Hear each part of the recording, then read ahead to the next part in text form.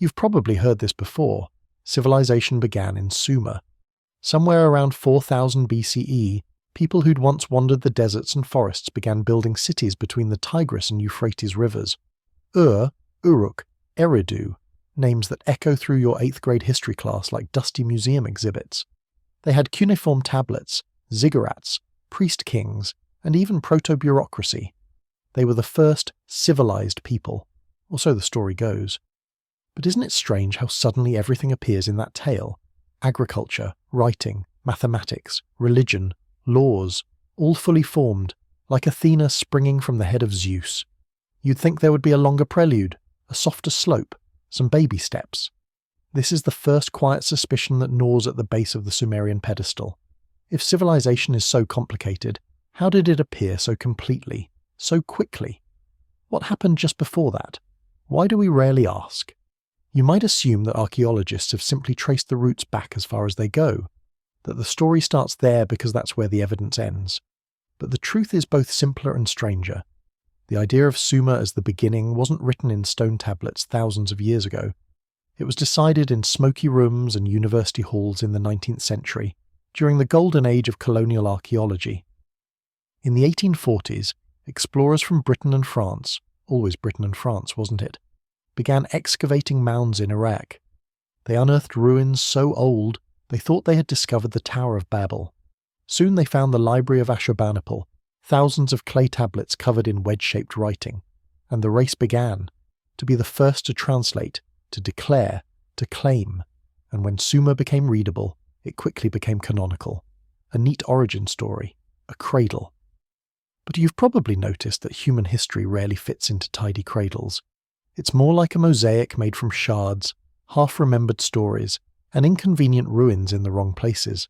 Take, for instance, Gobekli Tepe. Discovered in the 1990s in southeastern Turkey, this site consists of intricately carved stone pillars arranged in circles, dating back to around 9500 BCE, over 5,000 years before the emergence of Sumer, before the wheel, before pottery, before agriculture even, before it was supposed to be possible, and yet, there it stands. The pillars are massive, up to 20 feet tall and weighing more than 10 tons. Each is carved with images of animals, vultures, lions, boars, scorpions. But the most fascinating thing isn't what's there, it's what's missing. There are no signs of domestic life, no hearths, no homes, no trash pits, just the sacred standing in stone. So we are left to wonder, who built it, and why? The standard view holds that civilization follows agriculture. First you settle down, then you start farming, then you build temples. But Gobekli Tepe seems to invert that logic. Here, people built temples first, and perhaps farming came later to support the gatherings these temples hosted. That alone should rattle the foundations of every world history textbook. Even more curious, Gobekli Tepe was intentionally buried. Someone, sometime, covered the whole thing with earth and left it to sleep beneath the hills for 10 millennia. It was never meant to be found. This behavior is strange even by ancient standards. What culture builds a vast ceremonial complex over centuries, then carefully buries it? Some archaeologists suggest it was a ritual closure. Others whisper it may have been done in haste, to hide, to protect, or to forget. So what does that mean for the story of civilization? It means the question isn't where did it begin, but perhaps what happened before it began again. There's a term in archaeology, cultural amnesia. It refers to the phenomenon where an entire civilization forgets, or chooses to forget, something fundamental. Technologies lost, languages unlearned. The Antikythera mechanism, a device resembling a 2,000-year-old analog computer, had no precedent and no known descendants. It appeared and vanished like a hallucination of the future. Even the knowledge of concrete perfected by the Romans was lost for over 1,000 years. When European builders in the Middle Ages tried to recreate Roman aqueducts and domes, they lacked the materials and mathematics. And what of fire? That ancient friend. Even fire-making techniques have been lost and relearned countless times, from Stone Age flints to modern lighters. So what happens if the whole system is lost? Not just a technology or two, but an entire civilizational package. There's a mysterious phenomenon that might offer a clue. It's called archaeological dark ages, periods where material culture vanishes from the record. One example is the time between the Neolithic and early Bronze Age in the Levant. People clearly lived there, but their tools and architecture almost disappear. Why? Scholars still debate whether this is due to real population collapse, climate change, or the biases of our excavation methods. We assume we've discovered everything important, but the truth is humbling. Most ancient sites are still buried, some under cities, some under seas, others have crumbled beyond recognition.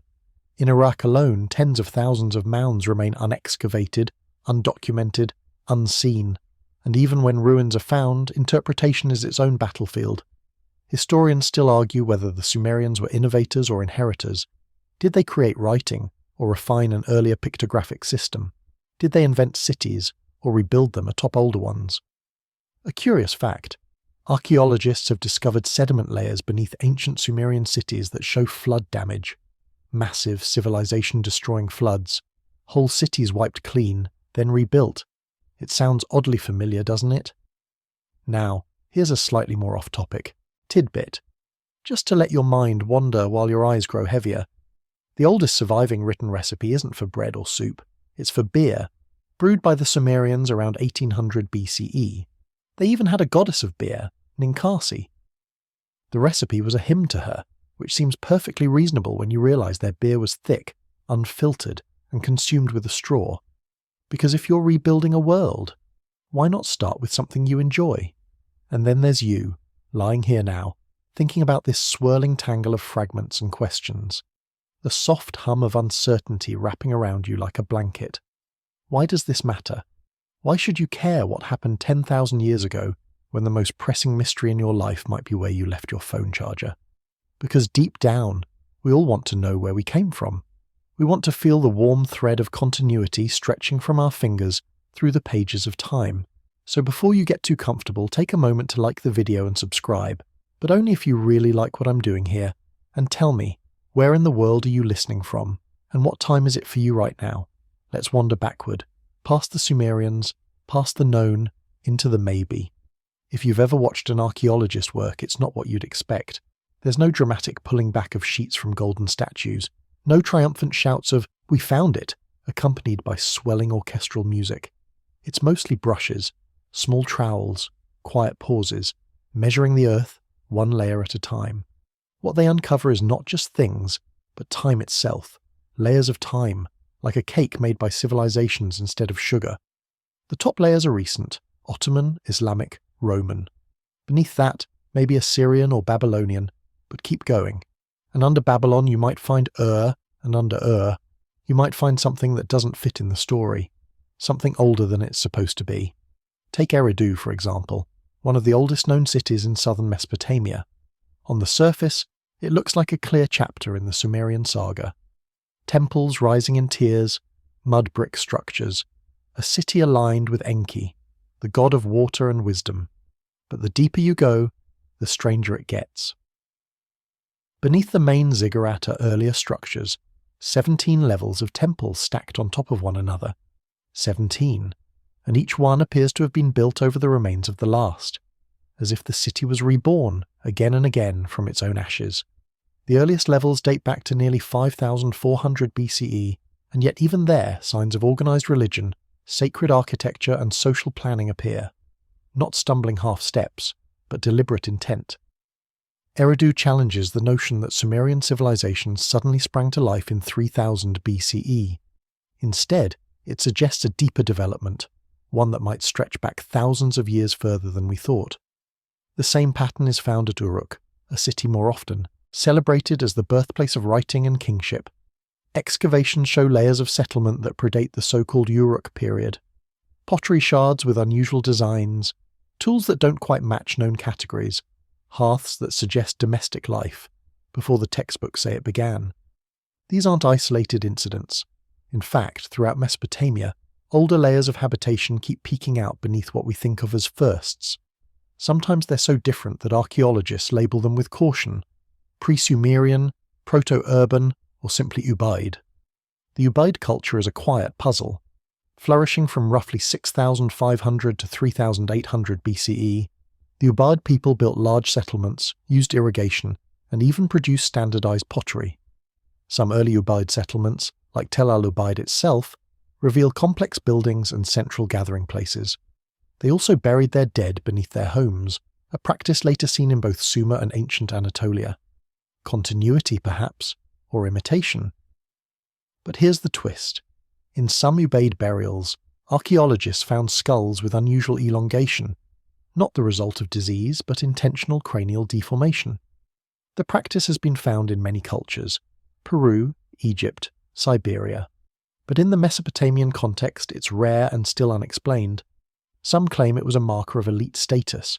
Others whisper more speculative theories. But one thing is clear: these early people were shaping more than just pottery. They were shaping memory, identity, the very idea of who belonged. Now, a bit of a tangent. Did you know the earliest evidence for cheesemaking is over 7,000 years old? Archaeologists in Poland found strainers with traces of milk fats dating back to 5,500 BCE, meaning that while the first cities were just beginning to sprout, someone was already enjoying cheese. Odd, isn't it? The way flavours outlive empires, back to the deeper layers. One of the strangest discoveries came from Tel Brak in northern Mesopotamia. It's a mound that, at first glance, looks like just another dusty ruin. But as researchers began digging, they noticed something strange in the soil. A concentration of small clay figurines. Thousands of them. These weren't decorative dolls or burial goods. They were scattered haphazardly, many with eerie large eyes, as if staring into the void. This place, now known as the Eye Temple, may predate Sumerian cities entirely, and yet it shows signs of ritual, of social organization, of something collective and shared. Historians still debate whether Tel Brak was a city in the traditional sense or something more diffuse, perhaps a ceremonial center, visited by scattered groups. But one thing is certain: it complicates the clean narrative of Sumerian supremacy. Here's where we pause to ask something softly. Why does it matter so much where civilization began? Why is there comfort in saying it started here, at this time, with these people? Is it about control? About the need for order in a story too vast to hold? The truth is, history resists tidy beginnings. Like a stream that divides and rejoins, it creates eddies and pools that may be overlooked for centuries. The idea of a singular cradle, be it Sumer, Egypt, or the Indus Valley, has always been more convenient than conclusive. Even the Sumerians themselves referred to earlier times they called the antediluvian kings, rulers who lived before the Great Flood. According to their king list, these kings reigned for tens of thousands of years. Of course, scholars treat those numbers as myth. But why include them at all? What memory was being preserved, even in exaggeration? The Eridu Genesis, one of the oldest surviving Mesopotamian texts, describes a time when humanity lived without cities, ruled by gods. Then came the flood, and after that cities were founded anew. That's a curious thing, isn't it? Even in the myths of the people we call the first, there are echoes of something older, something lost. Now let's go underground for a moment, into the earth itself. Archaeological cores taken from the ancient floodplains of Mesopotamia reveal layers of silt and clay consistent with massive inundation events. Not small seasonal floods, but region-altering deluges. One layer near Shurupak, dated to around 2900 BCE, matches the timing of several Sumerian flood myths. But here's the detail that keeps scholars up at night. Beneath that flood layer are the ruins of what appear to be older settlements, ones that didn't survive the water, and yet life returned. Cities rose again, with temples and scribes and kings, restarted like a book reopened after being closed too soon. It raises a quiet question, one you might let settle behind your eyes as sleep gently gathers. What if civilization didn't rise once, but many times, each time leaving behind a layer, a memory, a buried root? If you were to dream of walking barefoot through the ruins of Eridu, past the cracked bricks and stone steps, past offerings left thousands of years ago, what would you hear? The wind? The voices of long-dead priests? Or just the silence of time folding over itself? Let it swirl. Let it soften. The story doesn't begin here. It simply continues. You might think that if there were a lost civilization before Sumer, we'd find monuments, towering structures, advanced tools, something unmistakable. But what if their fingerprints were subtler, etched into customs, buried in skulls, baked into bricks we never thought to question. To trace these elusive ghosts of history, we must go just before Sumer, to a people with no written language and no empires, but with surprisingly sophisticated culture, the Ubaid. The Ubaid culture predates Sumer by over 1,000 years, thriving from around 6,500 BCE to 3,800 BCE. They built large settlements, had irrigation systems, crafted elegant pottery, and created expansive public buildings. Their settlements range from southern Mesopotamia up into the north, from Eridu to Tel al-Ubaid, and even further into what's now Syria. They are often described as pre-Sumerian, but that label is misleading. It's a placeholder. A polite academic shrug. What makes them truly strange is not what they left behind, but what they didn't. There are no grand palaces, no glorious temples inscribed with triumphs, no statues of rulers, no gold, no writing, just quiet sophistication. Structures made of mud brick, often with central courtyards and evidence of shared communal planning. Uniform pottery spread across vast distances, early canal systems, social stratification without the heavy hand of monarchy. Some historians describe them as the world's first civilizers, yet within a few centuries they vanish almost entirely. Archaeologically, it's not a disappearance in the cinematic sense. It's more like a fading. Their pottery changes, their building patterns shift, new cultural elements appear, Uruk ceramics, cylinder seals, gods in human form. So what happened to the Ubaid? One theory suggests cultural assimilation. As Uruk culture expanded, it absorbed Ubaid traditions, incorporating them into the emerging Sumerian identity. Others speculate climate change or migration. Still others whisper more dramatically of a forgotten catastrophe, a war, a plague, a celestial event. And then there's the strangest detail of all, the skulls. At several Ubaid sites, including Tel al-Ubaid and Eridu, archaeologists uncovered burials with elongated skulls. These were not accidental deformities or post-mortem warping. These were shaped deliberately, often through cradle boarding or tight wrapping during infancy. The practice, called cranial deformation, has been found in cultures across the globe, from the Paracas people of Peru to the Huns of Central Asia, but its appearance here, in the proto-history of Mesopotamia, raises questions. Why would a preliterate people alter their children's skulls? Some researchers believe it was a sign of elite status. Others see it as a cultural or spiritual mark, perhaps to imitate gods or ancestral spirits.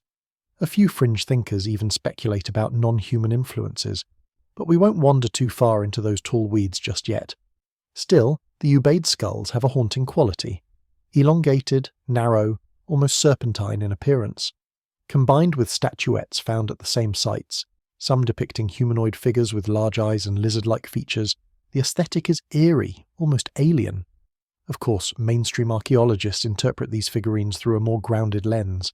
Fertility idols, protective spirits, stylized art. Yet even among professionals there's little agreement. Scholars are still debating whether these figures represent deities, totems, or something else entirely. Let that linger.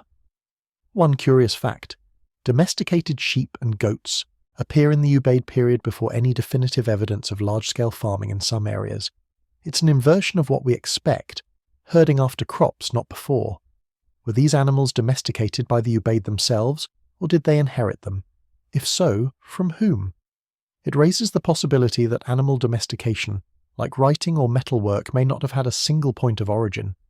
Perhaps these practices survived the collapse of earlier societies, passed down like oral myths, recalled dimly, relearned anew. There's a powerful silence in the Ubaid legacy. No wars recorded, no royal propaganda, no epic poems. Yet they seeded much of what would become Sumer. They dug the first canals, they organized labor, they standardized pots and tools, they laid out cities. Imagine walking into a modern city and finding no skyscrapers, no electronics, no roads, just small houses, clay pots, tools worn smooth with use, but everything is orderly, connected, intentional. You'd know there was something there, some spark of civilization, but what kind? The Ubaid people left few monuments, but they may have left us something stranger, a template, a quiet rehearsal for the drama of kings and empires to come, and then they receded. There are other faint trails as well. In the marshes of southern Iraq near the confluence of the Tigris and Euphrates dwell the Madan, or marsh Arabs. For centuries they have built their homes out of reeds, shaped into elegant arches that rise from the water like floating temples.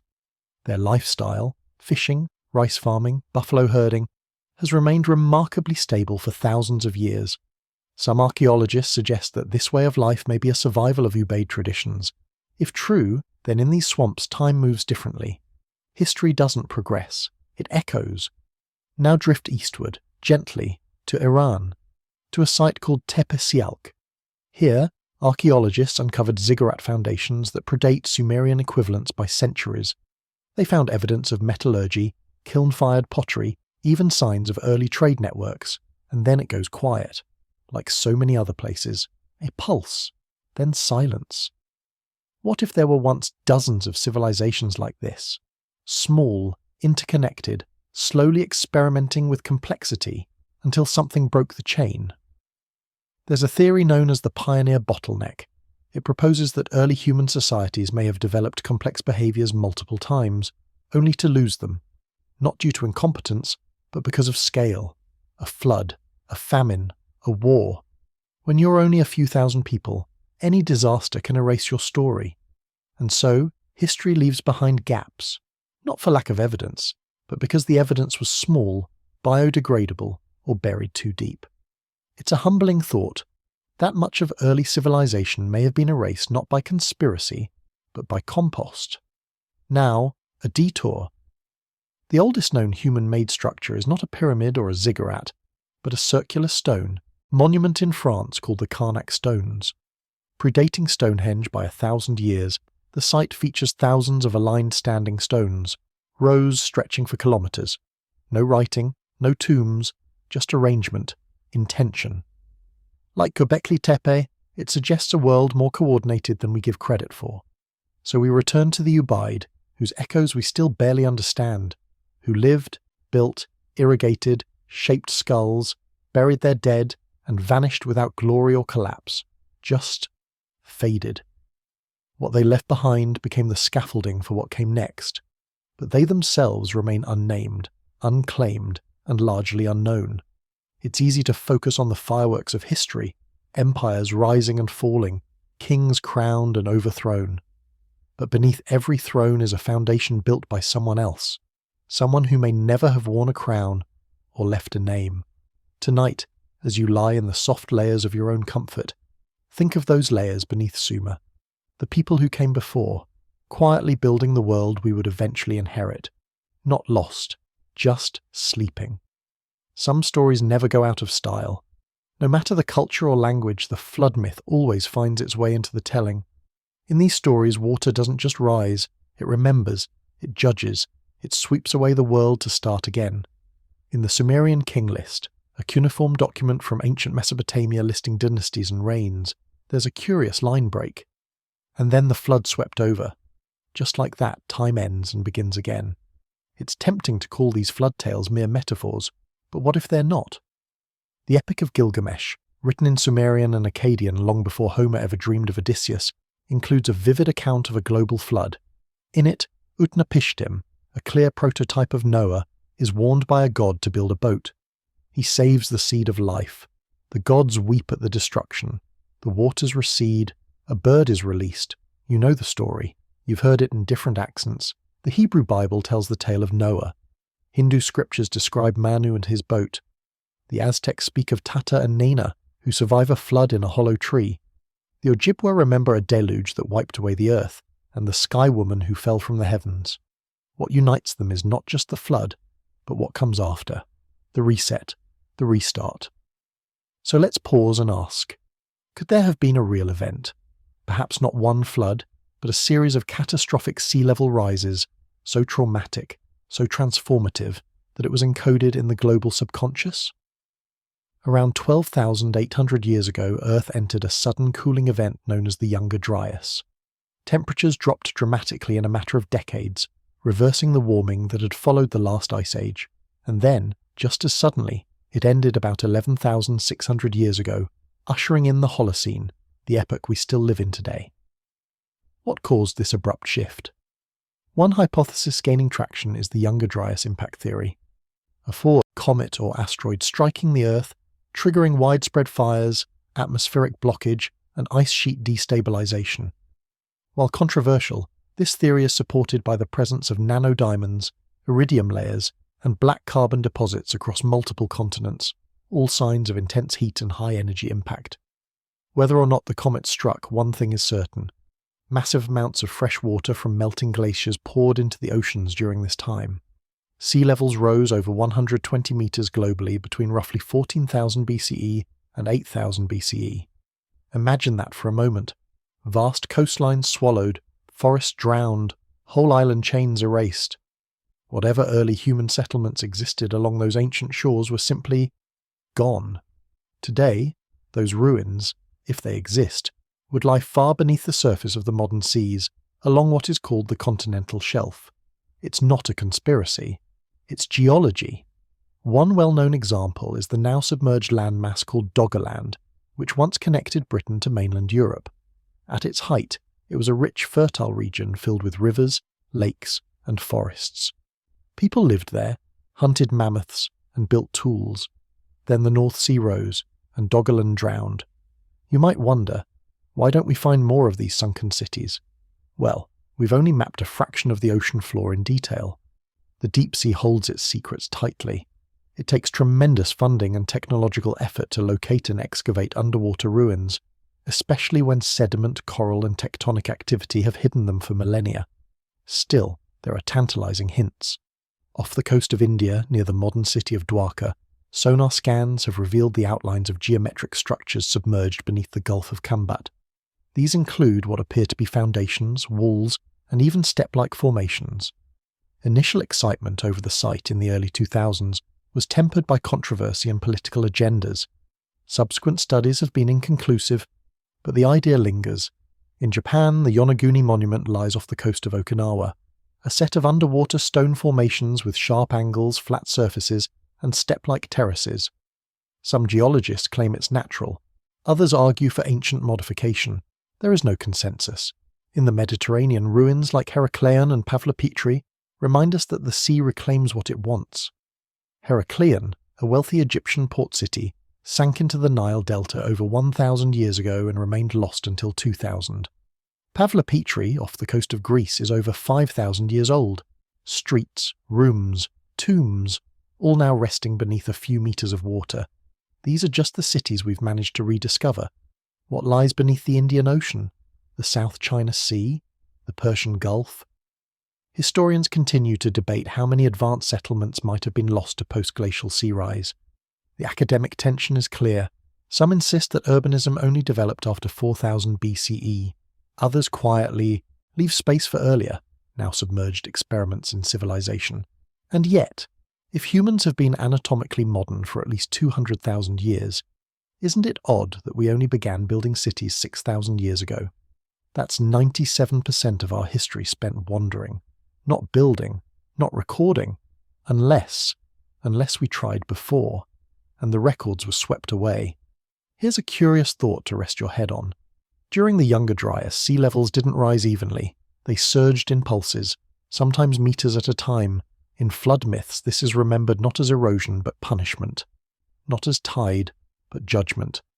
Somewhere in those stories, maybe, is a memory of watching the sea crawl up and never go back. And still, the stories continued.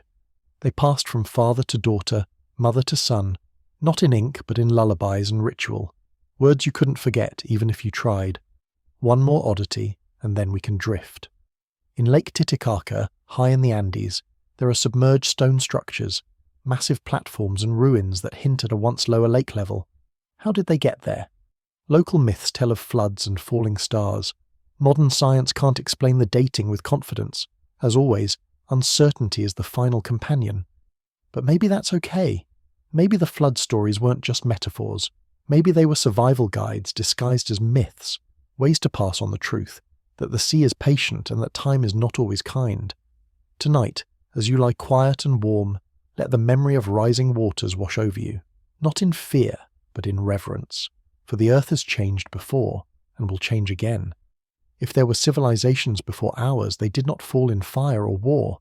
They drowned, silently, completely. And maybe, just maybe, the survivors whispered a warning to their children, who whispered it to theirs, until someone someday wrote it down in clay or carved it into stone, and then the flood swept over.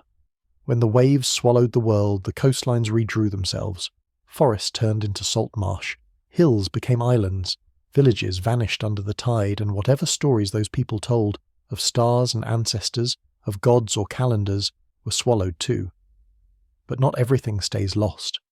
All along the edges of our continents, at the margins where land once was, lie clues to what may have come before the civilizations we remember. It's there, offshore and half buried in coral, that the forgotten chapters of humanity's deep story may still rest. Let's begin near India, in the Gulf of Kambat. In the early 2000s, oceanographic surveys using side-scan sonar detected rectangular and linear structures on the seabed at depths of 20 to 40 meters. These shapes were not random. Long straight walls, grid-like formations, even a possible basin that some suggested could be a former reservoir or plaza. Artifacts recovered from nearby, pottery shards, stone tools, were dated controversially to as far back as 9,000 years ago, long before the Harappan civilization. That alone would rewrite the timeline of Indian history. But there was a problem. The objects weren't found in situ. They were dredged from the ocean floor, and so the archaeological community fractured. Critics dismissed the site as a natural formation. Others demanded deeper, peer-reviewed investigation, but the site remains difficult to access, and official exploration was abruptly paused. Still, the shapes remain. The sonar data hasn't vanished, and the whispers persist. Further south, in Tamil Nadu, lies Pumpuhar, an ancient city that once marked the mouth of the Kaveri River. Ancient Tamil texts speak of a great deluge that consumed the city. Divers have found stone structures off the coast, some aligned with early urban planning. The local legends recall a land called Kumari Kandam, a lost continent submerged beneath the Indian Ocean. Mainstream scholars dismiss Kumari Kandam as mythology, a regional Atlantis.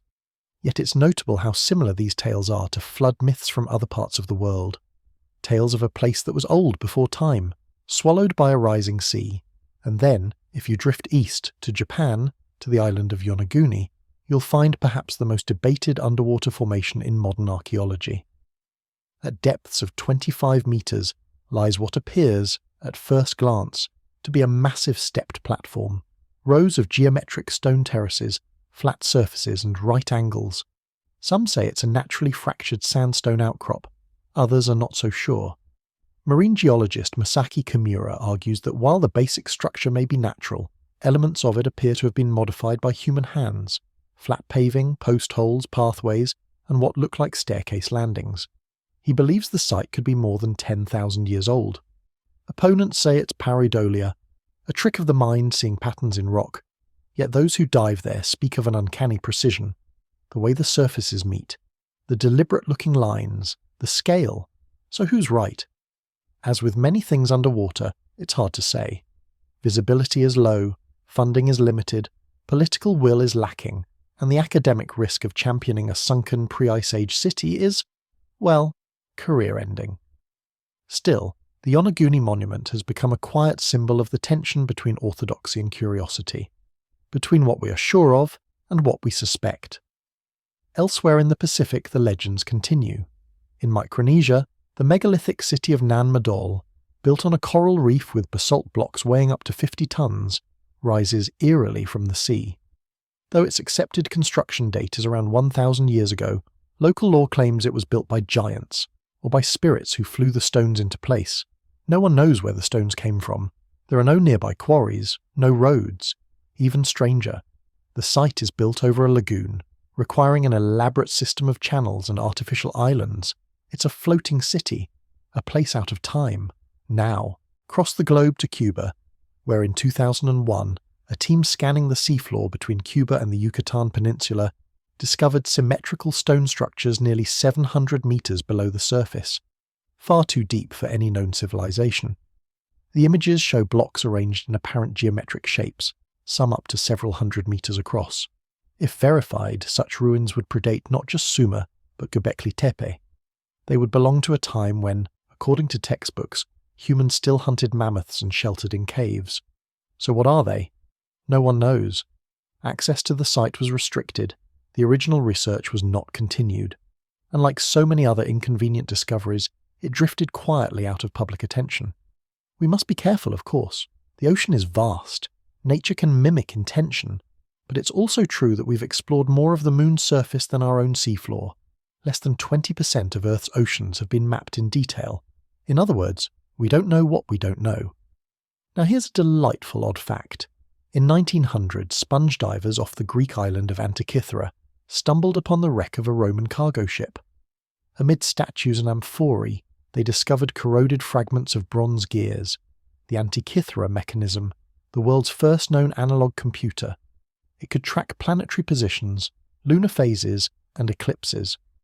Built over 2,000 years ago, it was so sophisticated that no device of its kind appeared again until the 14th century. For decades, no one knew what it was. It took a century, X-rays, and mathematical modelling just to understand the basics of its functions, all from one shipwreck. Now imagine how many ships rest on the ocean floor, how many stories lie waiting in the deep. One more place to visit before you sleep: Atlantis. Yes, that word conjures images of pseudoscience and glowing tridents. But put aside the fantasy. Let's return to Plato, the Greek philosopher who first described Atlantis around 360 BCE. In his dialogues, Timaeus and Critias, Plato claimed that Atlantis was a powerful advanced civilization located beyond the Pillars of Heracles, which we now know as the Strait of Gibraltar. He said it existed 9,000 years before Solon, the Athenian lawgiver, placing Atlantis around 9,600 BCE, precisely when the Younger Dryas ended and sea levels began to rise dramatically. Coincidence? Maybe. Or maybe Plato preserved a story older than Greece, older than writing, passed down orally until someone finally committed it to ink. Historians still argue whether Atlantis was a moral allegory, a memory of the Minoan eruption at Santorini, or a garbled echo of a civilization lost to time. The debate remains open and heated. So tonight we let the water settle around us. We imagine the ghost cities off forgotten shores, the temples beneath the tide, the myths passed down from those who once lived close to the sea and then watched the sea rise. If they did build cities before Sumer, we may never find their bricks, but we still have their stories, carried in legend, preserved in myth, trapped in coral, and perhaps, every now and then, whispered back by the waves. There are moments in Earth's history when the rhythm of time is interrupted. A sudden chill in the air, a silence in the trees, a world that shifts, almost overnight. One such moment came roughly 12,800 years ago, and we still don't fully understand why. It was the Younger Dryas, a sudden cooling event that interrupted the warming trend following the last ice age. Before it struck, the world was thawing. Glaciers were retreating. Rivers roared with meltwater. The first signs of agriculture had begun to stir, and then cold. Within decades, maybe even less, global temperatures dropped dramatically. In some regions, the climate returned to near glacial conditions. It lasted over 1,000 years, and then, just as sharply, it ended. A sudden spike, and the Holocene, our current era, began. But what caused the Younger Dryas? For decades, scientists assumed it was a result of meltwater from the Laurentide ice sheet in North America, disrupting the Atlantic's ocean currents. A freshwater pulse entered the North Atlantic, weakening the thermohaline circulation, which transports warm water northward. Without that heat engine, the northern hemisphere cooled rapidly. But around 2007, a new theory emerged, one far more dramatic. A team of researchers proposed the Younger Dryas impact hypothesis, suggesting that fragments of a comet or asteroid slammed into Earth, triggering fires, atmospheric disturbance, and a rapid climate shift. According to their findings, evidence includes nanodiamonds, formed under extreme pressure, found in sediment layers dating to 12,800 years ago. Microspherules, tiny glass-like particles created by intense heat, scattered across North America and parts of Europe. A layer rich in iridium, a metal more common in space than on Earth, found in ice cores and soil samples.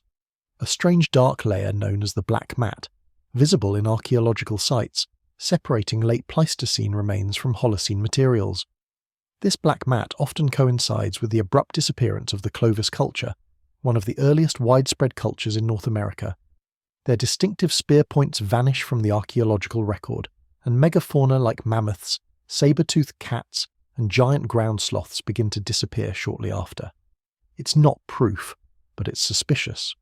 Critics of the impact hypothesis argue that some of the evidence can be explained by natural processes, volcanic activity, wildfires, gradual climate change. Some claim the impact theory overstates the evidence. Others note that no obvious impact crater has been found dating precisely to the Younger Dryas onset. Still, some researchers believe the crater may lie under the ice of Greenland, beneath the Hiawatha Glacier, where a 31-kilometre-wide impact structure was discovered, Inikibin-on-Sekis. While initial excitement suggested it could be linked to the Younger Dryas, further dating indicates it may be older, or not. The debate, as always, continues. But let's step back. Even without a smoking crater, the period around 12,800 years ago was undeniably chaotic. The climate changed abruptly, forests burned, animal populations collapsed, and human societies, fragile and scattered, either adapted or vanished. Somewhere in this swirl of catastrophe lies a human memory, one that may have found its way into myths, rituals, and origin stories. Remember those flood myths? Many place the deluge at the end of a golden age, just before the beginning of the world we know. Plato's Atlantis is said to have sunk around 9,600 BCE, just as the Younger Dryas ended. The Sumerians spoke of a great flood that separated the old kings from the new. The Egyptians spoke of Zep Tepi, the first time, a mythical era before the current cycle. Could all of these be echoes of a forgotten impact? A climate crash? A night sky lit up with fire? It's tempting to dismiss such connections as coincidences, but it's worth asking, if humanity experienced a global trauma, how would the memory survive? In data, in monuments, or in story? Let's visit Gobekli Tepe again. Its construction begins around 9,600 BCE, precisely at the close of the Younger Dryas. Some researchers, including Dr. Martin Sweatman, have suggested that the carvings at Gobekli Tepe may record astronomical events, specifically a comet strike. One pillar, known as Pillar 43 or the Vulture Stone, features animal figures and celestial symbols. Sweatman argues that these are zodiacal constellations, and that they describe a catastrophic encounter with debris from the Taurid meteor stream. It's a bold interpretation. Mainstream archaeologists remain skeptical, noting that Gobekli Tepe may be ritualistic but not necessarily scientific in purpose. Still, the site's timing, emerging so suddenly after the Younger Dryas, continues to puzzle researchers. How did hunter-gatherers, without cities or agriculture, build such monumental architecture? Perhaps they were not beginning, but remembering, rebuilding, creating sanctuaries to honour or placate forces they didn't fully understand. And here's something odd and fascinating to tuck into your dreams. In Alaska, at a site called Chiji's Bluff, there are layers of megafauna bones beneath black mat sediment, including mammoth and bison. Some bones are burned, shattered, or show signs of extreme heat, not from human tools but something more intense, something like an airburst. This pattern repeats across North America. Sites with scorched animal bones, rapid deposition of ash, a sharp divide between what came before and what came after. It's as though something wiped the slate clean, not everywhere, not all at once, but enough to scatter a people, silence a language, and alter the path of history. In the traditional Navajo tale of the worlds before, the first world was destroyed by fire from the sky, the second by a flood, the third by monsters. We now live in the fourth world. Scholars treat such stories as mythic metaphors, but sometimes myth remembers more than we expect. One more oddity before sleep. In ancient Egypt, the Dendera zodiac, a ceiling relief in the Temple of Hathor, depicts astronomical symbols, including what some believe to be a record of precessional cycles. That's the 26,000-year wobble of Earth's axis, something mainstream science only confirmed in modern times. If true, it suggests a deep inherited knowledge of cosmic motion. Historians continue to argue whether such interpretations are legitimate astronomy or poetic symbolism. But the carvings remain. So now, as you lie still, let your mind wander back, not just thousands of years, but into the dark silence of the Younger Dryas.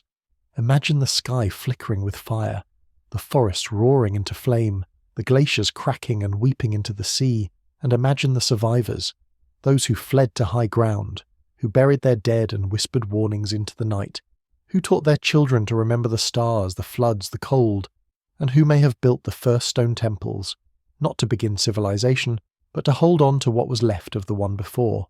Stories survive in strange places. They nest in the corners of lullabies, etched into beads, twisted into dance, and hidden in the grain of old songs. But perhaps no vessel is more resilient or more slippery than memory itself, especially when that memory is frozen in time. Some of our oldest memories may not come from books or clay tablets, but from the lips of elders sitting beside fires, passing on the world not as it was seen, but as it was felt. The earth trembled, they said. The sky changed colour. The sea swallowed the land. And then we began again. For a long time, historians dismissed such tales. Too metaphorical, too poetic. But lately something strange has been happening. The past is lining up with the myths. Let's begin in Australia. Among the Aboriginal peoples of northern Australia, there are stories that speak of the sea coming in, of land that once stretched far into what is now open ocean, islands that are no longer islands, sand dunes that disappeared, names for places that no longer exist. In some regions, like the Tiwi Islands, stories have been passed down describing a time when the islands were connected to the mainland. Scientists now know that sea levels rose significantly around 7,000 years ago, flooding that very region. But here's the thing. These stories were passed down orally.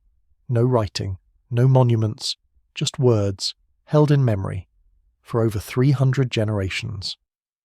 One study by linguist Nicholas Reid and geographer Patrick Nunn catalogued more than 20 Aboriginal oral traditions that appear to preserve accurate memories of coastal submergence events, some going back over 10,000 years. That's not just folklore, that's geological data in verse. Historians still debate whether oral traditions can truly hold such precision over millennia. But it's harder now to simply wave them away. Travel now to South America, to the highlands of the Andes, where the Quechua and Aymara peoples tell tales of a time when the sun disappeared, a time when lakes burst, when mountains wept fire, when the sky fell. The Andean tradition of Pachacuti, literally world reversal, speaks of cycles of destruction and renewal. Not unlike the Hindu Yuga cycles or the Aztec suns, each era ends in cataclysm and the next begins. At first, these sound like cosmic metaphors, but they echo geological events. In southern Peru and Bolivia, scientists have identified evidence of ancient glacial outburst floods, enormous torrents of meltwater released when ice dams failed. Some of these would have created sudden, devastating surges through valleys, destroying anything in their path. In the Andes, where elevation varies wildly, a changing climate can transform the land overnight. A glacier melts a little too fast, and an entire lake rushes down a canyon.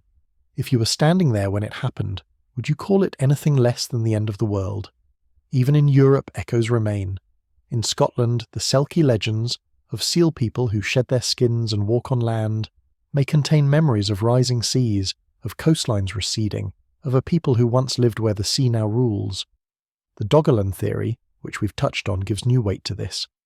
As the North Sea swallowed the land bridge between Britain and Europe, it's not hard to imagine people watching their worlds slip beneath the tide, interpreting it not in geological terms, but in stories. And in North America, among the Dene, the Hopi, the Inuit, and many others, myths speak of great cold, of floods, of fire from the sky.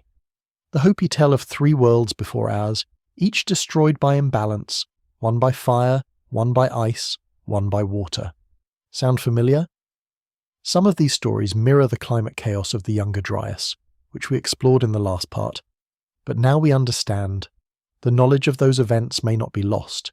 It may simply be encoded differently, not in stone, but in song. In Iceland, the sagas remember volcanoes long before seismographs.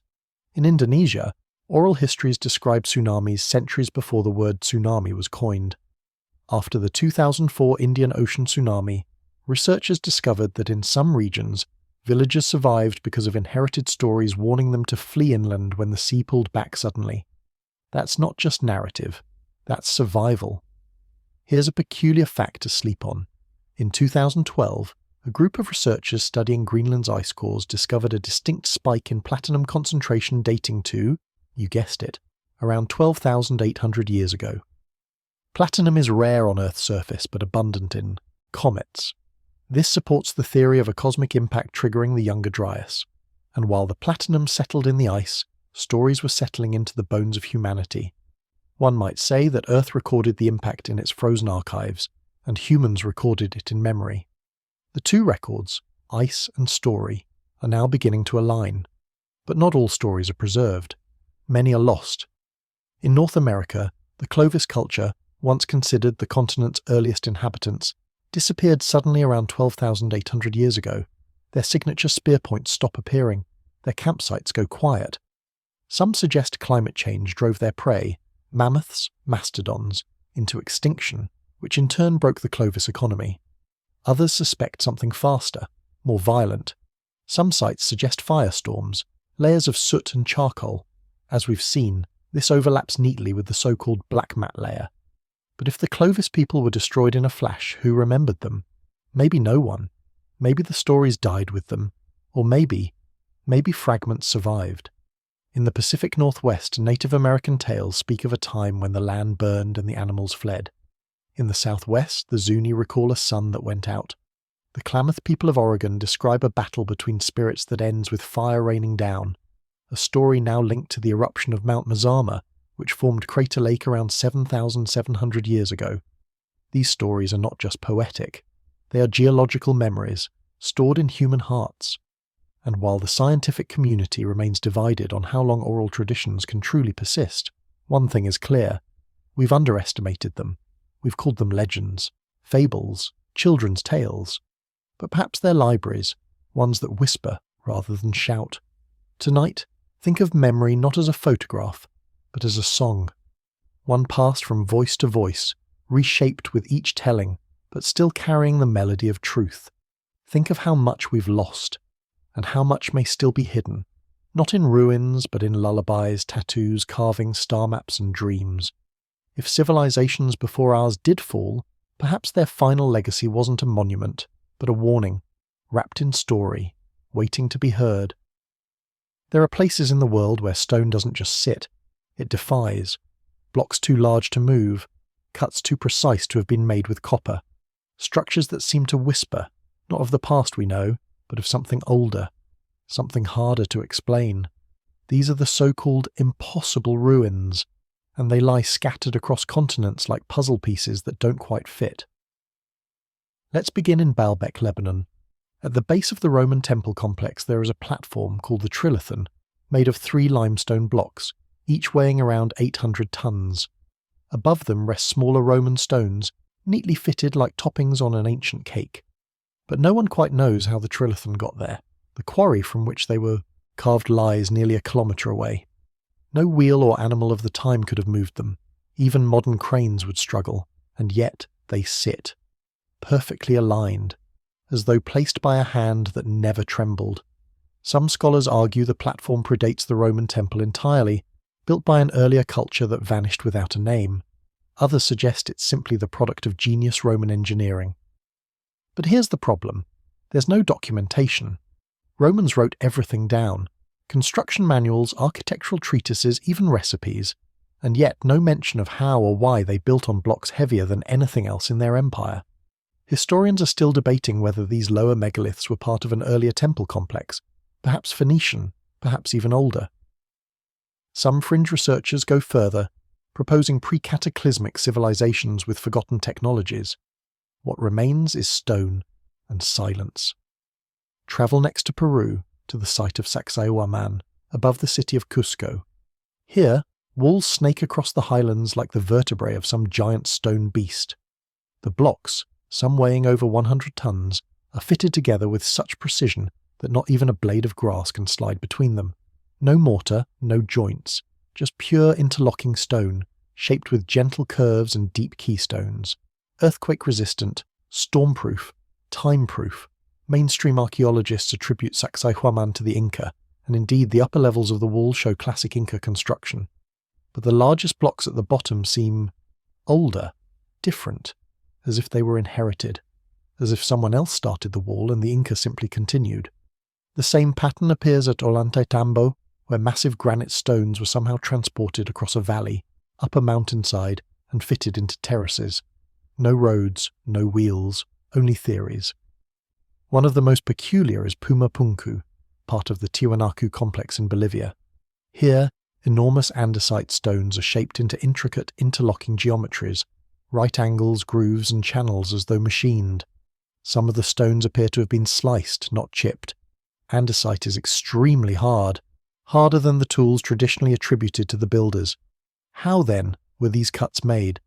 Skeptics argue that with enough time and effort, even stone can be shaped using sand, rope, and water.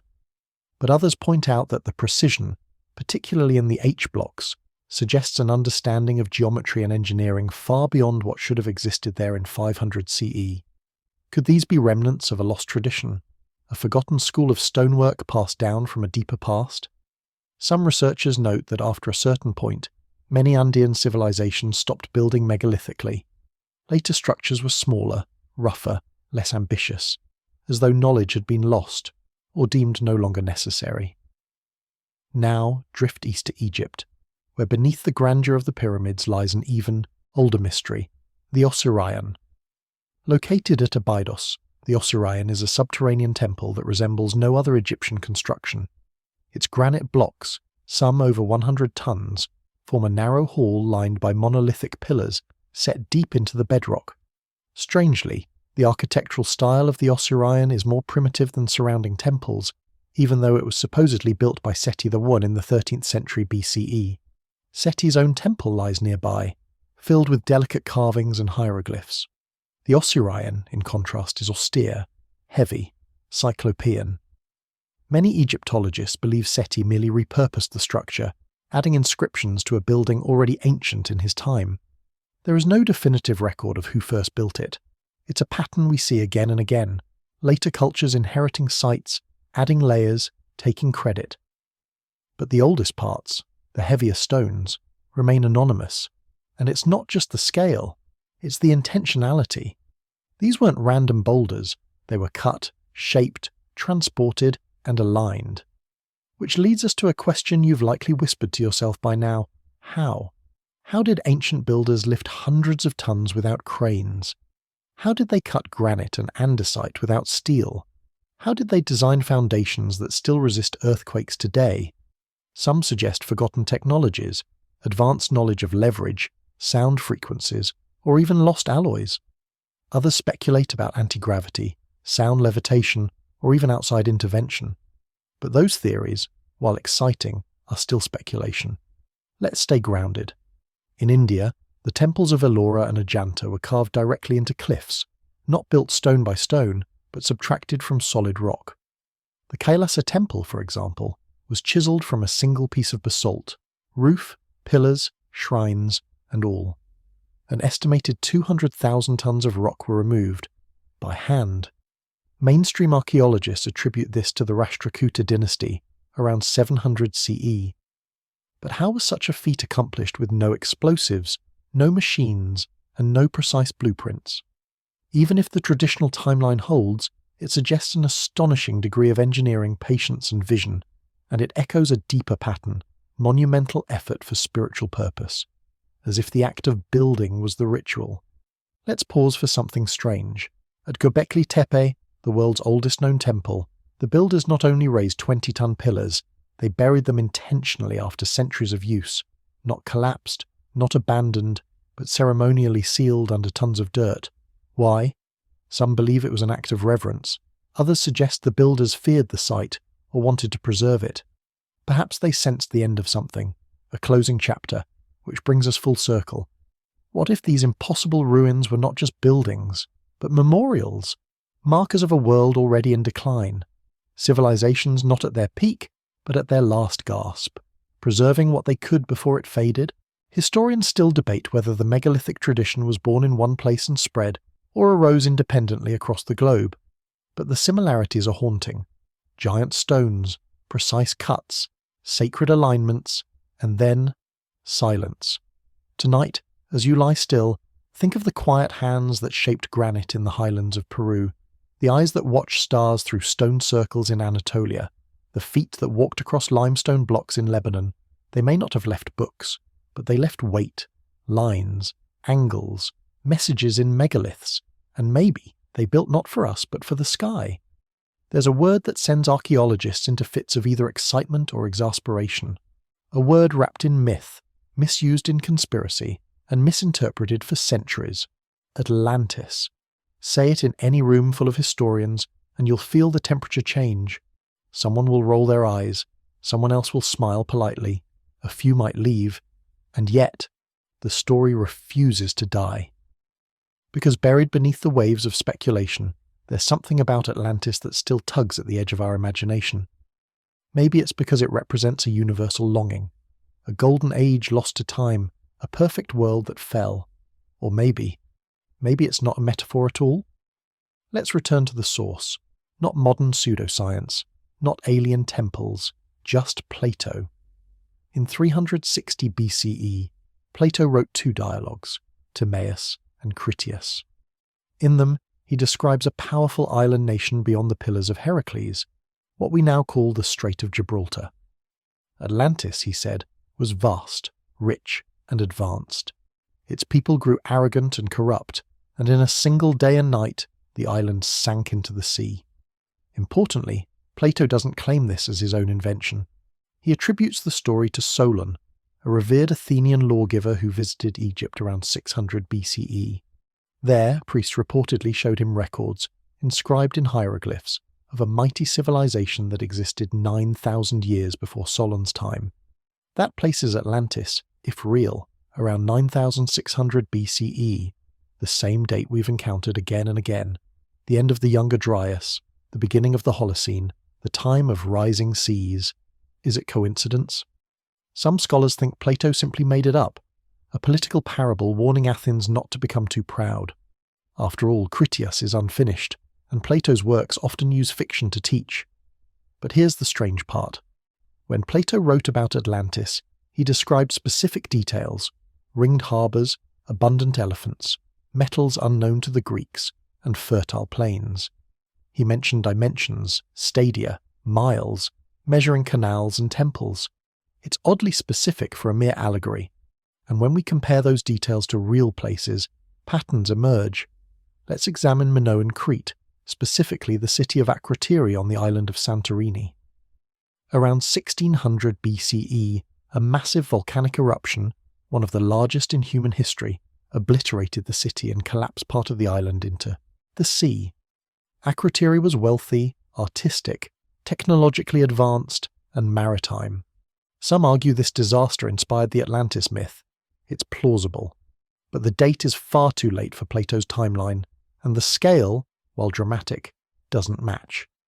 Others have proposed Tartessos, an ancient city in southern Spain near the Guadalquivir River Delta, rich in tin and gold with unclear origins. It was known to the Phoenicians, and some believe it fits Atlantis' geographic hints. But Tartessos was Bronze Age. Again, too late. Which leads us to a bold possibility. What if Plato wasn't referencing Santorini or Tartessos? What if he really was echoing something from 9600 BCE? A memory passed down orally for millennia? It seems impossible. But as we've seen, Aboriginal Australians remembered sea level rise from 10,000 years ago. Could Mediterranean civilizations have done the same? There's a location that fits the timeline, a place that, in the last ice age, was above water, fertile, large, and now lies drowned: the Azores Plateau. Today, the Azores are a volcanic island chain in the mid-Atlantic, but during the Ice Age, sea levels were over 120 metres lower. Vast portions of the plateau would have been above water. It's not hard to imagine a maritime culture thriving there, trading, sailing, watching the stars, until it was swallowed by the rising sea. Sonar mapping of some areas has revealed curious formations, terraces, lines, geometric shapes, but confirmation is elusive. The depth, currents, and remoteness make study difficult, and so the debate continues. Let's take a detour to the Bimini Road, a submerged rock formation near the Bahamas. It consists of large, flat limestone blocks laid out in a linear pattern, about 800 metres long. Discovered in 1968, it sparked immediate claims of an ancient road, or even part of Atlantis itself. Geologists argue it's natural beach rock fractured by erosion, but some divers insist the stones are placed too evenly, with beveled edges and corner joints. Perhaps it's natural, perhaps not. What matters is that it adds to a growing list of maybes, sunken structures, lost islands, memories in myth. Historians still debate whether Plato's Atlantis was a distorted recollection of a real event, a composite of various cultures, or a complete invention. But if it was invented, it came from somewhere. Cultures don't imagine destruction on that scale unless they've seen it. And here's something curious. Plato wasn't the only one. In ancient Egyptian cosmology, there's mention of a land called Zep Tepi, the first time. A golden age when gods walked the earth, when the Nile flowed differently, when the sky aligned perfectly. It ended in catastrophe, and history restarted. In India, there's Kumari Kandam, a submerged continent in Tamil mythology that housed an advanced society. The stories say it sank beneath the sea after a deluge. In Mesoamerican tradition, there were 5 suns, ages of the world, each destroyed in turn, one by jaguars, one by wind, one by fire, one by flood, and now we live in the 5th. Why are these stories so consistent? Why do so many begin with a golden age, followed by destruction and a reset? Maybe because something like that did happen, maybe more than once, or maybe humanity just knows, deep in its bones, that nothing lasts forever. One more fact to lull you. In 2001, a study published in Nature confirmed a massive sudden rise in sea level, around 8,200 years ago, caused by a glacial lake bursting into the North Atlantic. It raised sea levels globally by several meters in just a few years. Entire coastlines disappeared. Sound familiar? Whether Atlantis was real, metaphor, or both, it holds power. Not because we need it to be true, but because we recognize its pattern. A great civilization, a fall, a forgetting, and the quiet hope that someone someday might remember. So tonight drift gently into the waters beyond Gibraltar, past the noise, past the skepticism. Let yourself stand on the white stone docks of a forgotten city, where elephants once walked and temples gleamed in the sun. Maybe it never existed, or maybe it's just sleeping, waiting to be found again. There is a particular kind of silence that follows the destruction of knowledge, not the silence of peace, but of absence. A stillness left behind when words vanish, languages die, and no one remembers what was once remembered. Tonight, we visit the libraries that no longer exist, vaults of memory, burned and buried, the great forgetting. We begin, inevitably, in Alexandria. The Library of Alexandria was the crown jewel of the ancient world. Established in the 3rd century BCE by the Ptolemaic dynasty in Egypt, it was intended to collect all human knowledge. That was the literal goal, to gather every scroll, every treatise, every idea in existence. Ships arriving in port were searched, and any texts found were copied. The originals went to the library, the copies were returned. A polite theft of civilization. It's said the library held over 400,000 scrolls, possibly more, works from Mesopotamia, Greece, India, and beyond. Mathematics, astronomy, medicine, philosophy, histories of places we no longer know the names of. And then, it was gone. We don't know exactly how the Library of Alexandria was destroyed. Some blame Julius Caesar, whose siege in 48 BCE may have sparked fires that reached the library. Others point to later waves of destruction, Christian mobs in the 4th century, Muslim conquest in the 7th. It may not have died all at once. It may have withered, starved of care, scrolls mouldering into dust. Historians still debate whether the main library and its daughter institutions were ever truly unified, or if the death was gradual and bureaucratic. Either way, it's gone, and with it, 1,000 answers to questions we've long since stopped asking. But Alexandria was not alone. In Assyria, the Library of Ashurbanipal in Nineveh, discovered in the 19th century, contained over 30,000 clay tablets. Here was the Epic of Gilgamesh. Here were medical texts, omens, star charts. This library, miraculously preserved in fired clay, gives us glimpses of what was lost elsewhere. But even Ashurbanipal's collection was selective. What didn't survive?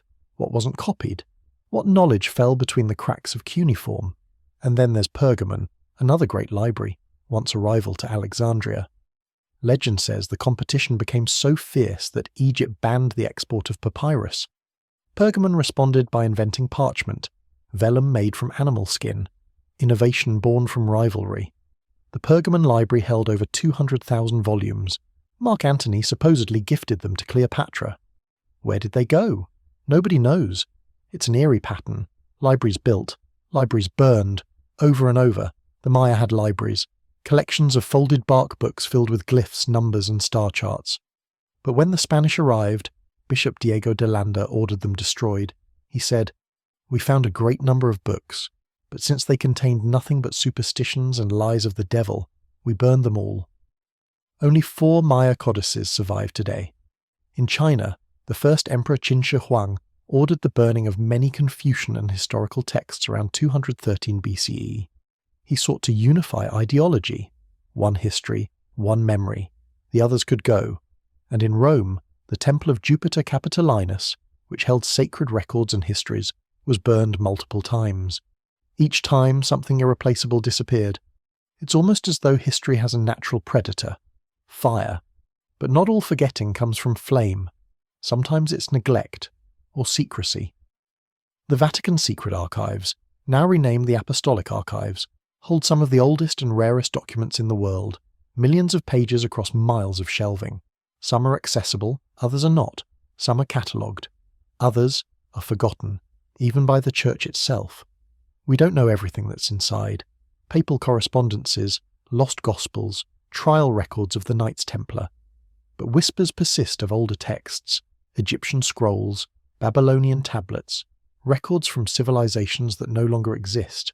Do they exist? No one can say. But the idea itself is telling.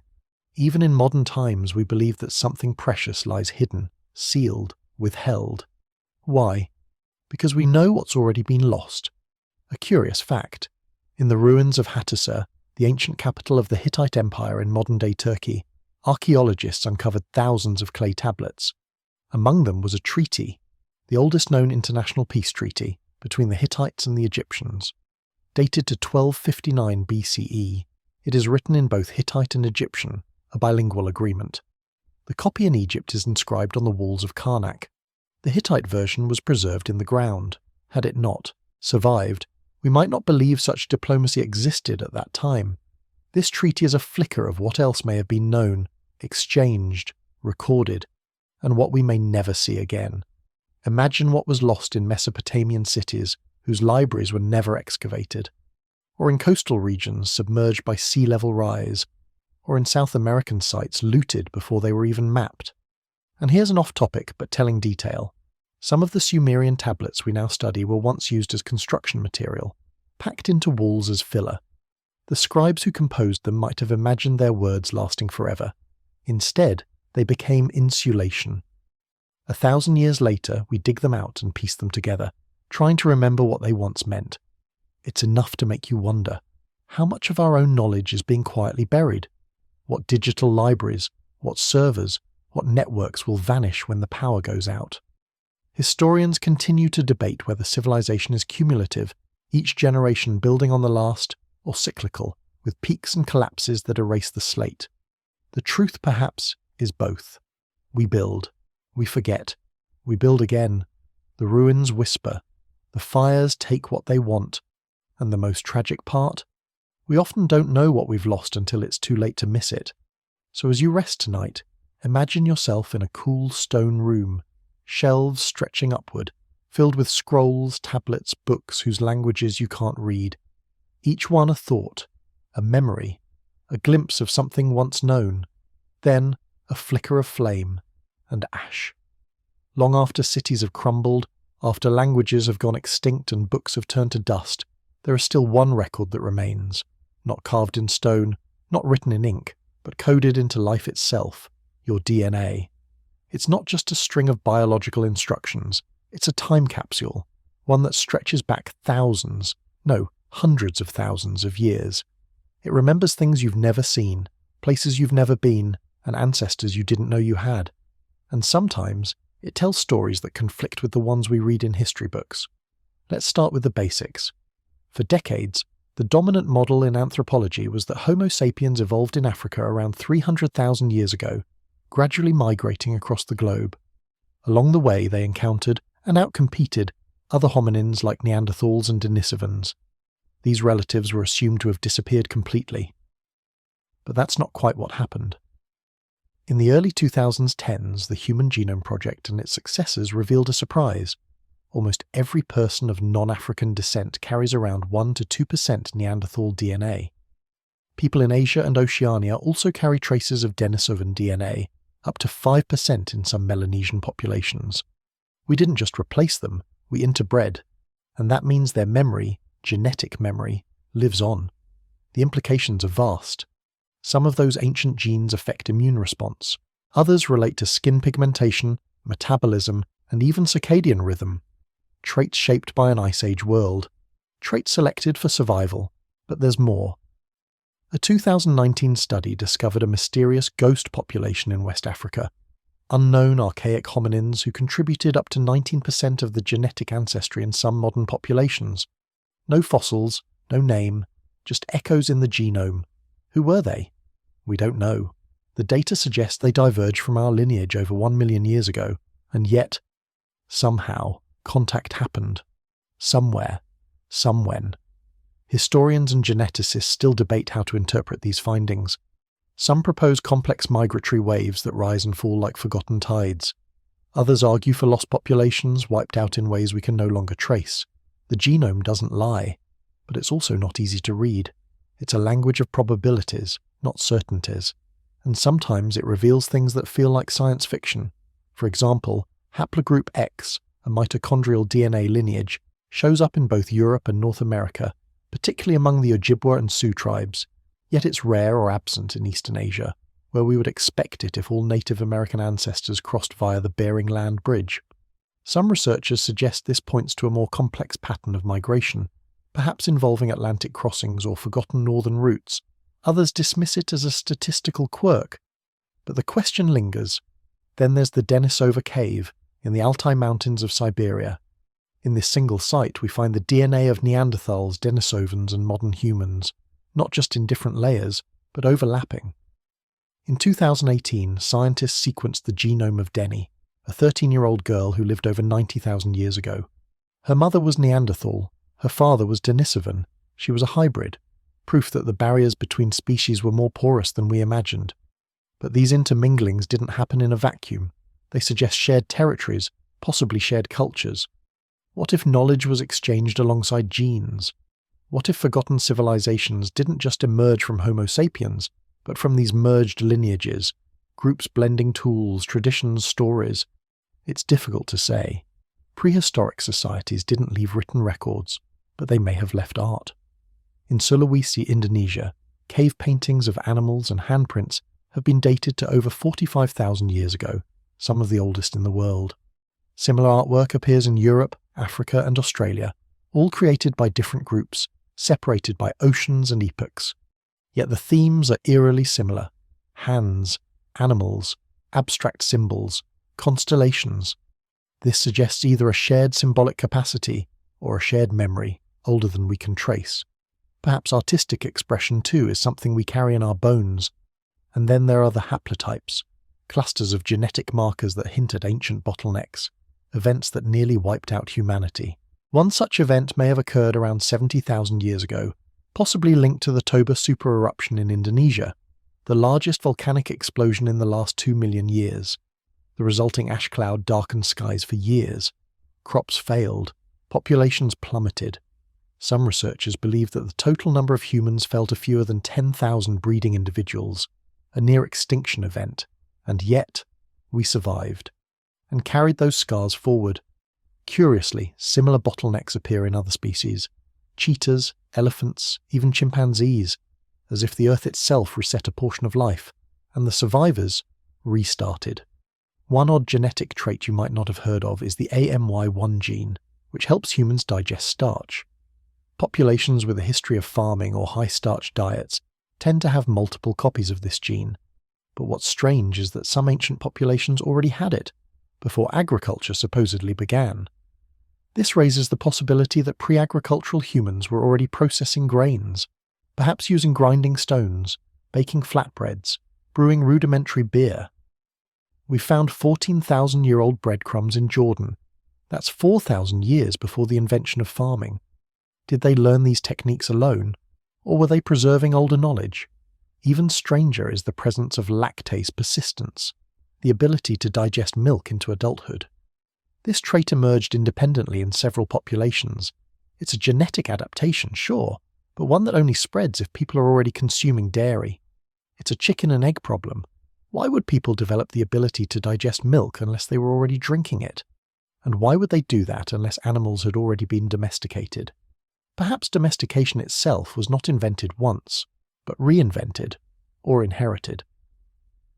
Genetic studies of dogs show that they were domesticated at least twice, possibly more, and then hybridized. The earliest known dog burial in Germany dates back 14,000 years, with evidence that the animal was cared for during illness. That's more than a pet. That's kinship.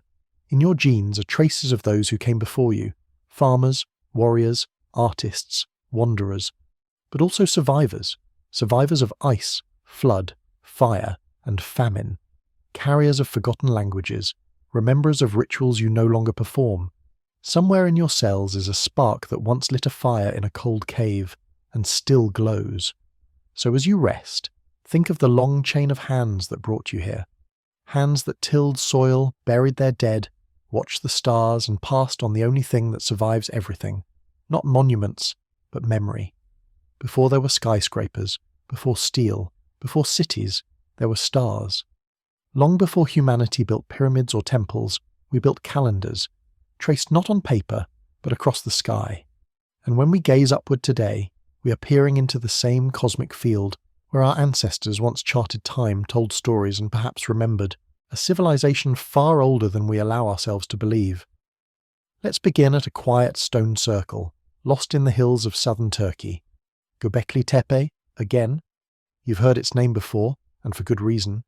At over 11,000 years old, it predates Stonehenge by at least 6,000 years.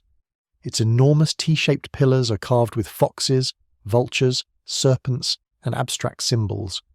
Many archaeologists still call it a temple, but a growing group believes it may have also functioned as an observatory. One pillar in particular, Pillar 43, the so-called vulture stone, has been interpreted by some researchers, like Dr. Martin Sweatman, as a record of a cosmic impact. Others see it as a kind of zodiac, a sky map showing positions of constellations as they appeared 10,950 BCE. That's nearly 13,000 years ago. This interpretation remains controversial, but it reflects a growing awareness in archaeology. Ancient people weren't just superstitious stargazers. They were astronomers, patient and precise, tracking celestial rhythms long before telescopes. Across the globe, similar sites appear, megalithic alignments tied to the solstices, the equinoxes, the lunar standstills. These weren't accidents. In Nabta Playa, Egypt, a circle of stones set deep in the desert aligns with the summer solstice and with Orion's belt, dating to at least 6,000 BCE, and possibly much earlier. The site also includes burials, cattle cults, and ceremonial features, suggesting a complex society with spiritual and scientific motives. Even the Great Pyramid of Giza, if we dare to look more closely, is aligned to within a fraction of a degree with true north. Its sides are astronomically oriented, and its shafts, those narrow passageways that pierce through solid stone, point towards stars that held symbolic power in ancient Egyptian cosmology. How did they achieve such precision without compasses? How did they map the heavens without instruments? Some say observation. Others suggest tools we've yet to find, or knowledge passed down from an earlier epoch. Historians continue to debate whether these alignments were practical or ritualistic, if they served calendars or theology. But perhaps the distinction doesn't matter. In the ancient world, science and spirit were not separate. In Ireland, Newgrange, a Neolithic passage tomb built around 3,200 BCE, contains a long corridor aligned with the winter solstice sunrise. On that day, light pierces the darkness and floods the inner chamber. It's a cosmic event, written in stone, no metal, no writing, just knowledge passed from eye to eye, year after year, until it was etched into the bones of the earth. Across the Atlantic, Chaco Canyon in New Mexico is filled with massive buildings aligned to solar and lunar events. The sun dagger on Fajada Butte marks both the summer solstice and equinox with slivers of light passing through rock. Its builders, the ancestral Puebloans, left no written records, but their architecture speaks in light and shadow. And in the Peruvian desert, the Nazca lines stretch for miles, geometric shapes, animals, straight paths that lead to nowhere. Some align with solstices, others point to specific mountain peaks. Theories range from ritual pathways to astronomical calendars. No one knows for sure, but the impulse is clear: to mark the sky, to make sense of time, to align ourselves with the cosmos. Even the Maya, often remembered for their calendar doom myths, possessed an astonishing understanding of astronomy. Their priests tracked Venus with incredible precision, so much so that their calculations of the planet's cycle rival modern tables. They knew solar eclipses would happen. They recorded them in codices, alongside rituals and prophecies, and they built entire cities, like Uxmal and Chichen Itza, with pyramids and observatories that catch the sun and moon in exact rhythms. In India, the Vedanga Jyotisha, written around 1200 BCE, and perhaps based on older oral traditions, lays out rules for tracking the moon and stars. Hindu cosmology divides time into vast cycles, yugas, that stretch across hundreds of thousands of years. It's not just mythology, it's a deep time reckoning. And the Dogon people of Mali, West Africa, have long claimed knowledge of the Sirius star system, including Sirius B, a dense white dwarf invisible to the naked eye. Their traditions describe it as a heavy companion star with an elliptical orbit, details only confirmed by Western astronomy in the 20th century. How did they know? Anthropologists argue it may have been a coincidence, or information filtered through colonial contact. But the possibility lingers. Perhaps they remembered something older, something whispered across centuries. Even in China, ancient star charts from the Shang dynasty, etched onto oracle bones, show constellations with stunning clarity. They named supernovae, tracked comets, predicted eclipses. Astronomy was not merely curiosity, it was statecraft, spirituality, survival. Now here's something off topic, but revealing. In 2013, archaeologists studying the megalithic site of Gunung Padang in Indonesia uncovered evidence that parts of the structure may date back more than 9,000 years, buried beneath younger layers. If true, it would be one of the oldest artificial constructions on Earth, and some of the stone arrangements appear to align with celestial events. But like so many findings that challenge orthodoxy, Gunung Padang sits in the grey zone, awaiting further study shrouded in controversy. Historians still debate whether early civilizations independently developed their astronomical systems, or if they stem from a forgotten shared source, an Earth civilization whose knowledge was scattered after a great cataclysm. It may be wishful thinking, or it may be memory hiding in patterns. Tonight, as you close your eyes, imagine yourself beneath a sky without streetlights, a sky so dark. The Milky Way isn't a faint smear, it's a river of fire. You lie on a stone slab aligned to the solstice, watching the stars arc across the heavens, just as your ancestors did. They watched patiently, not for days, but for lifetimes, and what they saw, they carved into rock, aligned their temples, tuned their myths, not to dominate the stars, but to live with them. Because to ancient people, the sky wasn't distant, it was home. Not all ancient knowledge is buried beneath the ground. Some of it lies in plain sight, spread across old parchment, traced in fading ink, etched into copper plates. We call them maps, and we trust them to tell us where we've been. But sometimes they tell us things we shouldn't know. Take the Piri Reis map, perhaps the most famous of these unsettling cartographic artifacts. Drawn in 1513 by Ottoman Admiral Piri Reis, this partial world map shows parts of Europe, North Africa, and the coast of South America. But its most curious feature lies far to the south, a detailed representation of what appears to be Antarctica, not as the frozen, ice-covered continent we know today, but as a mostly ice-free landmass, with mountain ranges and river systems. This raises questions. Antarctica wasn't officially discovered until 1820, and even then, its coastline remained largely uncharted for another century. How could a 16th century sailor have mapped it so accurately? And more unsettling, how could he have known what lies beneath the ice, when modern radar imaging has only recently confirmed those same land features? Piri Reis himself claimed the map was compiled from older source materials, some dating back to the time of Alexander the Great. What were these maps? Who made them? And how did they chart a continent buried under miles of ice? Geologists tell us that the last time parts of Antarctica were ice-free was over 6,000 years ago, and possibly as far back as 13,000 years ago, during the tail end of the Younger Dryas. If the Piri Reis map does depict that ancient coastline, it suggests the source materials were made by someone who saw it, someone with ships, knowledge of latitude, and a reason to record the edges of the Earth. Historians still debate whether the map truly shows Antarctica. Some argue it's just a distorted view of South America, but the resemblance to Queen Maud Land, a portion of Antarctica's actual coast, is striking. And the map's precision, particularly in latitude, exceeds the abilities of 16th century navigators. It's not the only one. The Orance-Finet map of 1531 also shows Antarctica with remarkable detail. Like Piri Reis, it features rivers, bays, and even mountain ranges. Again, well before the continent was discovered. Again, attributed to older sources. And then there's the Boache map of 1737, created by French geographer Philippe Boache.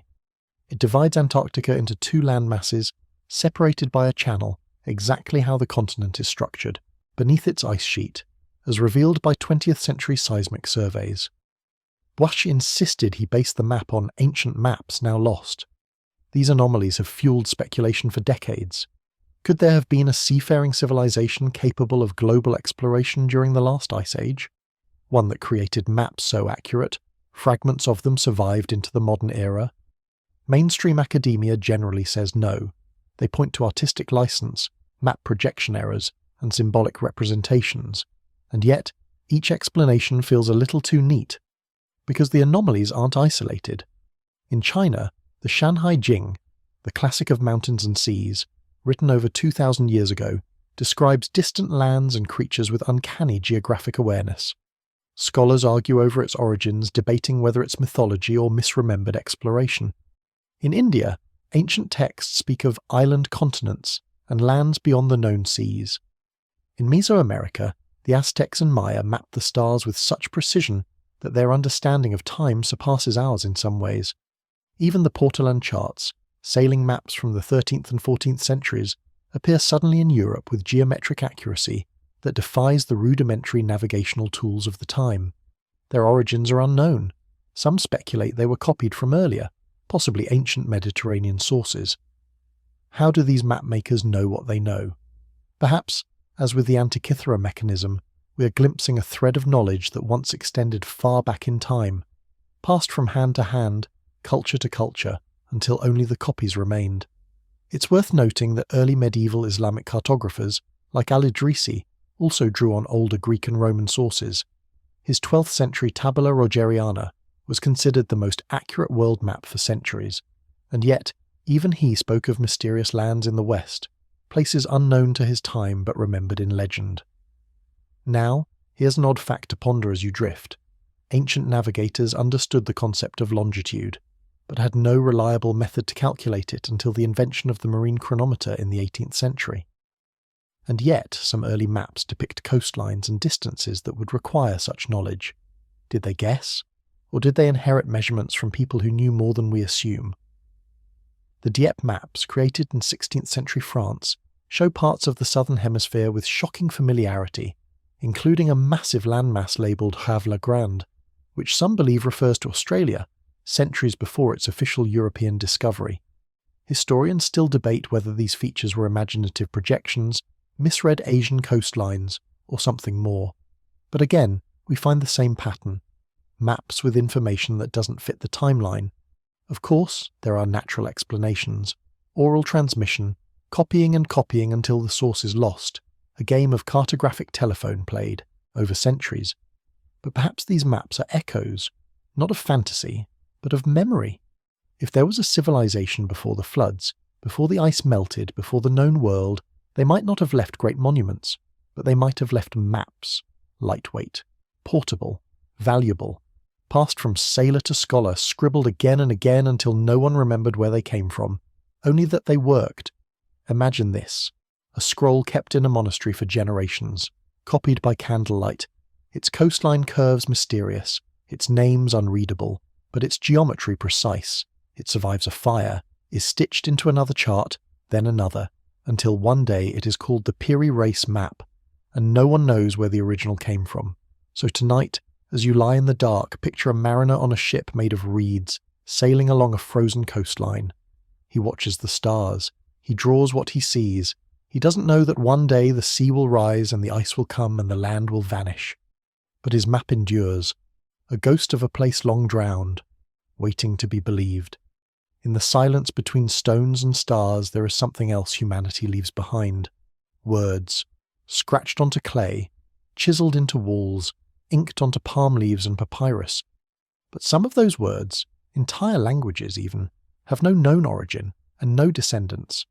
They appear, fully formed, whisper a few sentences into history and vanish. We call them linguistic isolates, scripts without siblings, tongues without parents, and the deeper we look, the stranger it becomes.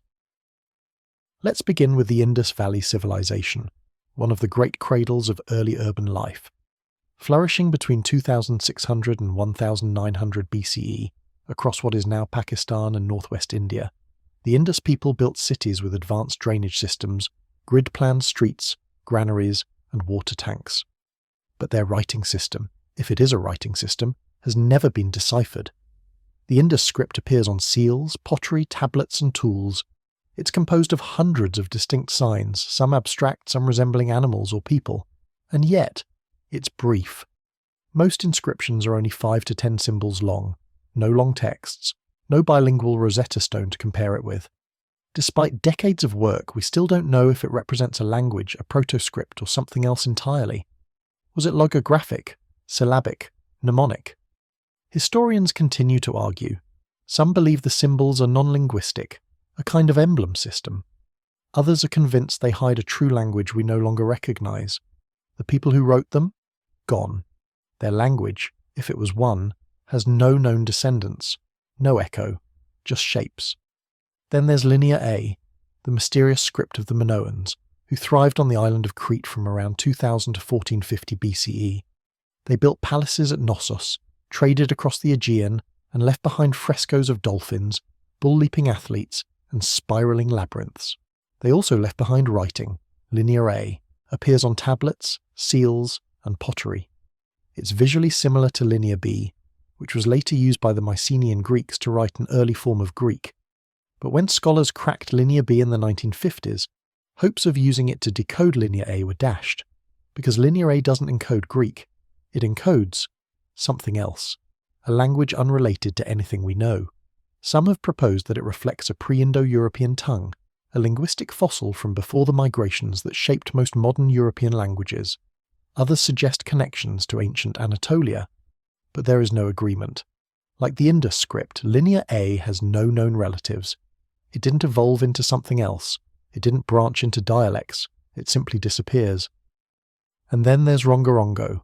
On the isolated island of Rapa Nui, Easter Island, European explorers in the 18th century found massive stone statues staring out to sea. But they also found wooden tablets covered in mysterious glyphs, lines of looping abstract figures carved in alternating directions. This was Rongorongo, the only known indigenous script of Oceania. The tablets were nearly lost to time. Some were burned by missionaries, others decayed, fewer than 30 survive, and no one can read them. What's most perplexing is that writing was not believed to have existed in Polynesia before European contact. Yet Rongorongo appears to be a full writing system, possibly logographic or syllabic. Where did it come from? Was it inspired by outsiders, or was it a surviving relic of something even older? If the people of Rapa Nui inherited this script from whom? No one knows. Even Etruscan, spoken in ancient Italy before the rise of Rome, resists easy classification. Though many Etruscan inscriptions can be phonetically read, because we know the alphabet, the language itself isn't fully understood. It's not Indo-European, it has no close relatives. We can read the words, we just don't always know what they mean. And then there are the truly odd cases. The Phaistos disc, discovered in Crete in 1908, is a clay disc covered in spiral sequences of stamped symbols, over 200 characters, some unique, arranged in a deliberate pattern. It's unlike any other script found in the region. Some think it's a syllabary, others call it a hoax. If it's real, it could represent a lost writing system from a culture we've never identified. Or consider proto-writing, symbols found at Neolithic sites like Târtăria in Romania, dating to around 5,300 BCE. These clay tablets bear incised marks that resemble early writing, possibly predating Sumerian cuneiform. Are they sacred symbols? Tally marks? A forgotten experiment in recording speech? The debate remains. Historians still argue whether writing was invented once in Sumer and spread outward, or multiple times independently in different corners of the world. The evidence leans toward multiple origins. If that's true, then it's possible some writing systems existed before the ones we know, and were lost entirely, not buried in stone, but burned, forgotten, swallowed by the tides of conquest, fire, or time. Now, let's zoom out. Language itself, spoken language, is older than writing by tens of thousands of years. Homo sapiens have likely spoken in complex language for at least 100,000 years, possibly longer. Yet the earliest writing we've found dates to only 5,000 years ago. That means 95% of human speech is unrecoverable. Entire cultures, cosmologies, songs, laws, spoken and lost. And even in our own time, languages vanish every year. According to UNESCO, one language disappears approximately every 2 weeks. With each loss, we lose a worldview, a way of describing reality that no other tongue quite matches. Here's something curious to carry into your dreams. Some linguists have found shared mythological motifs, the dragon slayer, the world tree, the twin gods, across languages that have no connection. They propose that these ideas may stem from a proto-mythology, passed down from a shared deep past, long before writing. If that's true, then our ancient ancestors weren't just surviving. They were remembering, not with stone, but with syllables. And perhaps, just perhaps, some of those lost languages once told the story of the world before. The world that ended, the world that had to begin again. But with no script, no ruins, only whispers, how would we ever know? Tonight, as your breath slows and your thoughts begin to melt, imagine sitting at a fire, surrounded by people whose names are no longer spoken. One of them is telling a story in a language no one now understands, a tale of a city made of stone and light, swallowed by the sea, watched by stars that no longer shine. And even though you don't know the words, somehow you understand. Because memory doesn't always need a dictionary. Sometimes it just needs a voice. And then, there it is. Out of the misty haze of prehistory, out of the mudflats between the Tigris and Euphrates, a city rises. Not a village, not a cluster of huts, but a full-fledged, structured, breathing city. Sumer. This, we are told, is where it all begins.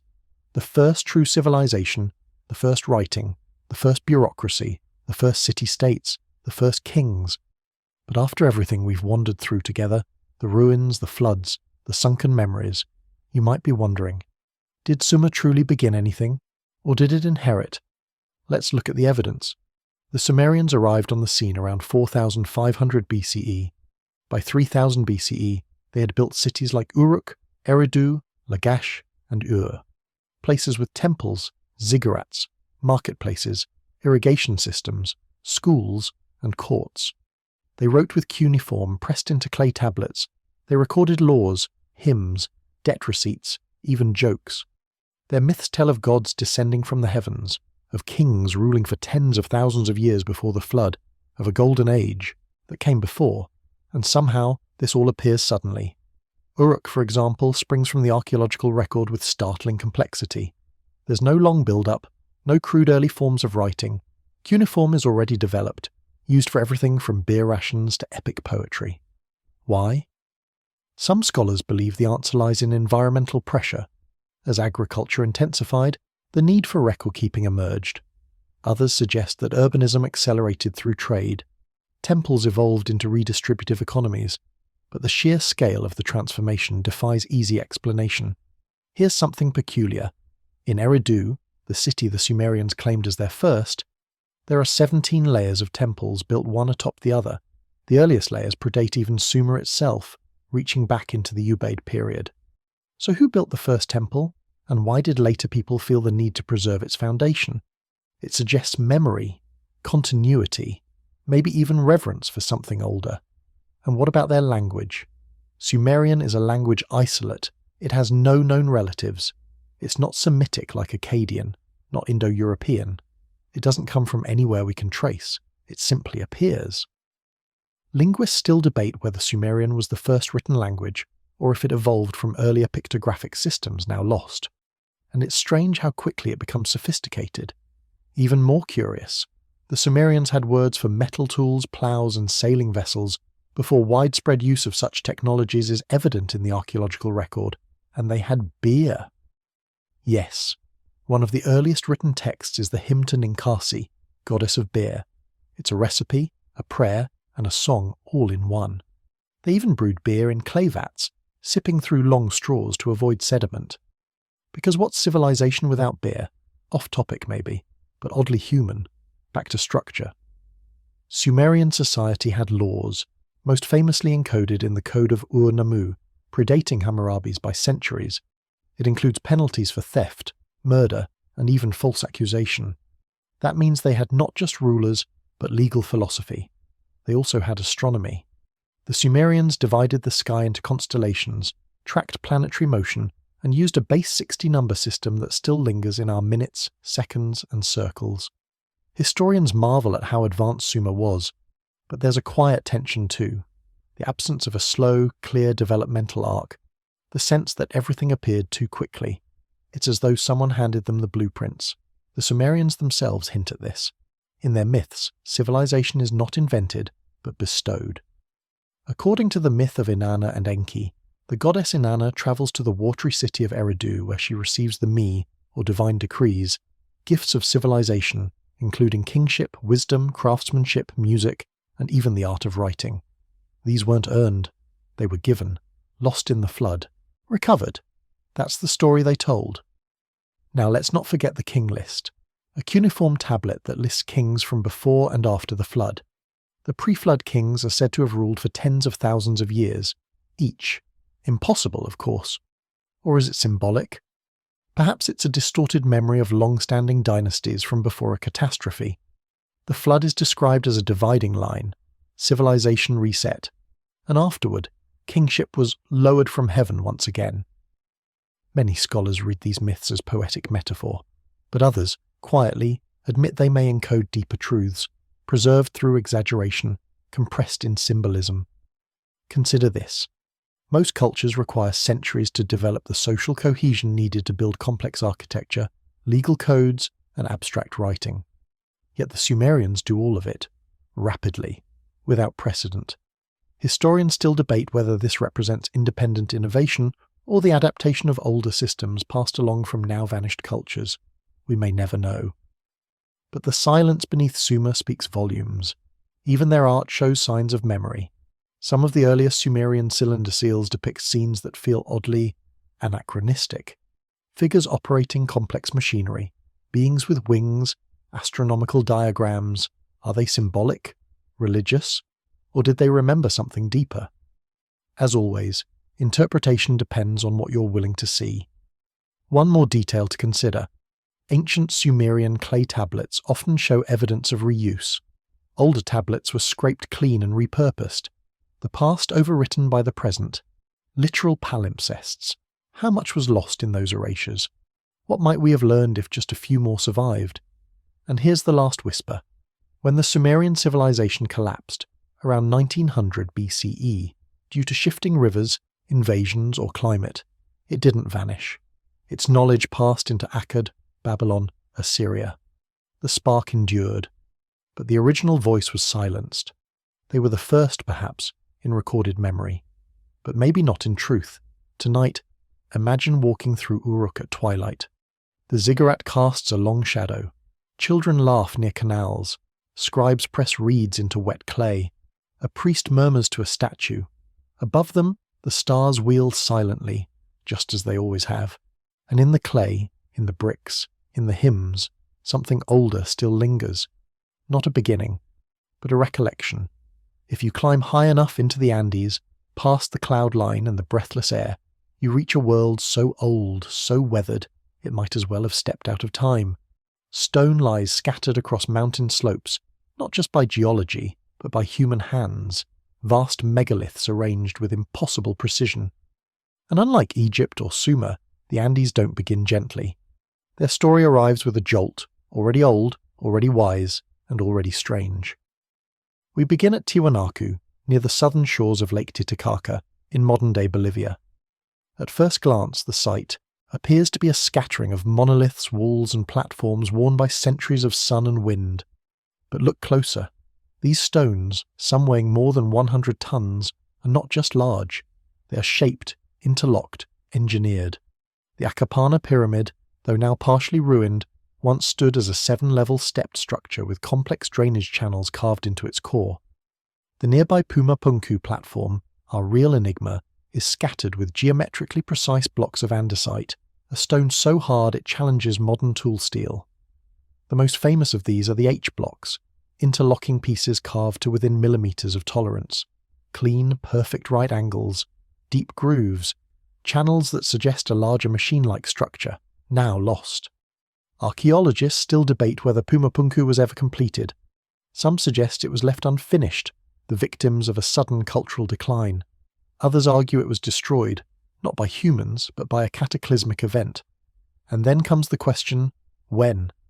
Mainstream dating places Tiwanaku's cultural zenith between 500 and 1000 CE, long before the Inca. But some evidence hints at much older activity. Radiocarbon tests of organic material from deep beneath the site suggest construction may have begun around 1500 BCE, possibly earlier. A few researchers, including Arthur Posnanski in the early 20th century, controversially claimed Tiwanaku's astronomical alignments dated it to 15,000 BCE, based on the positions of the solstices. His theories were largely dismissed, but the idea never truly died. If true, that would place Tiwanaku not in the early Bronze Age, but deep within the last Ice Age, a radical claim, but one that continues to attract new eyes. Why? Because Tiwanaku isn't alone. Scattered across the Andes are hundreds of megalithic structures, many exhibiting similar architectural patterns, polygonal masonry, stones fitted so tightly that even earthquakes leave them standing. Sacsayhuaman, above modern Cusco, we've already met. Its massive serpentine walls are so perfectly joined that no mortar was ever needed. But who built the foundations? The Inca claimed descent from Viracocha, a bearded god who came from the sea and taught the arts of civilization. They said Viracocha built the great structures, not them. Further north, at Ollantaytambo, massive granite stones were transported across a valley, up steep inclines, and fitted into a temple complex that seems beyond the logistical capabilities of its time. The quarry lies 6 kilometers away, across the Urubamba River, and at Machu Picchu, the lost city in the clouds, every terrace, every water channel, every stair is part of a greater design, resilient to erosion, landslides, and centuries of abandonment. The craftsmanship echoes an older hand. So how did they do it? Some suggest brute force, labour, rope, rolling logs. But these explanations falter when faced with tight interior joints, stones with multiple complex faces, walls built without standardized blocks, where every stone is unique. Some even appear to lock into each other like jigsaw pieces. Andes scholars still debate whether the Inca inherited their architectural knowledge from earlier cultures, or whether they rediscovered it through trial and error. But what cannot be denied is this: the techniques are remarkably uniform, across vast distances and centuries. Which begs the question, was there once a master culture, a shared template passed down, a whisper from something older? In Highland mythology, that idea survives. Andean peoples tell of a time before the sun, when a race of giants lived in the land. They built great cities of stone, but were destroyed by a flood. Then came Viracocha, who reshaped the world. In the Quechua language, this primordial age is called the Ñaupapacha, the time of the ancestors, the age before memory. It is never depicted as primitive. Quite the opposite. It is remembered as a time of great builders, of knowledge, of gods who walked the earth. And there is one more site that deepens the mystery. On the island of the Sun, in Lake Titicaca, lies a temple complex with terraced agriculture and an ancient solar observatory. The Inca claimed it was the birthplace of the first humans, sent by the gods. Ritual offerings have been found at depth suggesting continuous worship for over 2,000 years. Astonishingly, some underwater structures have also been discovered in Lake Titicaca. Stone platforms, walls and roads submerged below modern lake levels. These suggest the water level was once lower and that people built along its ancient shore. When? Possibly during the late glacial period, when melting glaciers caused rapid lake expansion. If true, these structures may predate known Andean civilization by millennia, and again, they are built with stone, intention, memory. Odd fact: llamas, native to this region, were once used in complex ceremonial astronomy. Animal bones aligned with solstices have been found at ancient observatories. Their migration and mating cycles matched lunar calendars, integrating biology with celestial timekeeping. This suggests a worldview where time was embodied, not just counted. Historians are still debating whether these early Andean cultures developed independently, or if they inherited lost knowledge from an older source. The Andes were isolated, but isolation can preserve as well as erase. And then there's the quipu. The Incas' writing system, if we can call it that, consisted of knotted chords, arranged in clusters, each knot type and placement holding meaning. For years, quipus were dismissed as merely accounting tools. But recent studies suggest they may have encoded narrative information as well, stories, lineages, even cosmologies. Imagine that, a civilization whose history was woven, not written. Could this system have been inherited from earlier people? Could we be looking at a memory, technology from before the flood?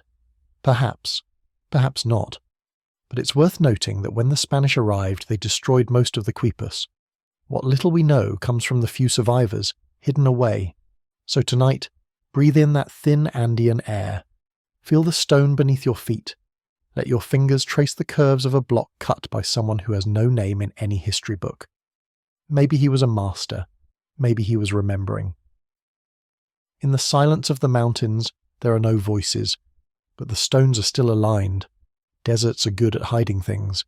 They whisper rather than shout.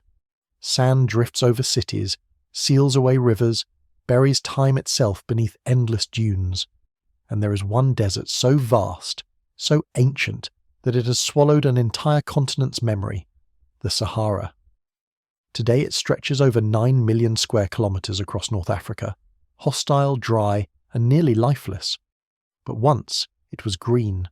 From about 10,000 to 5,000 BCE, during what scientists call the African humid period, the Sahara was a savanna, a lush, rolling sea of grass and lakes, forests and wildlife. It supported elephants, giraffes, crocodiles, and, most importantly, humans. People fished, hunted, herded cattle, and, perhaps, built something more. We begin in the Tassili Naja, a rocky plateau in southeastern Algeria. Hidden among its canyons and stone outcrops is a treasure trove of prehistoric rock art, over 15,000 images spanning thousands of years. These aren't simple stick figures. They show people swimming in rivers, riding horses, hunting, dancing. Some wear elaborate headdresses or robes. Some hold what appear to be tools or instruments, or something we no longer understand. And then there are the figures that don't look entirely human. The so-called roundhead figures are some of the oldest, dating to 8,000 BCE. They have large bulbous heads, no visible mouths, and elongated limbs. Some float, some reach upward, some are surrounded by halos or strange patterns. They're stylized, yes, but they feel different. Anthropologists debate their meaning. Are they shamans, spirits, aliens, if you believe certain television shows? Most academics say they represent a spiritual worldview, possibly linked to trance states or early religious rites. But even the cautious agree. The art reflects complexity, not just in style, but in society. This was not survival art. It was symbolic, ceremonial, sophisticated. Which leads to an uncomfortable thought. What else did these people create, besides art?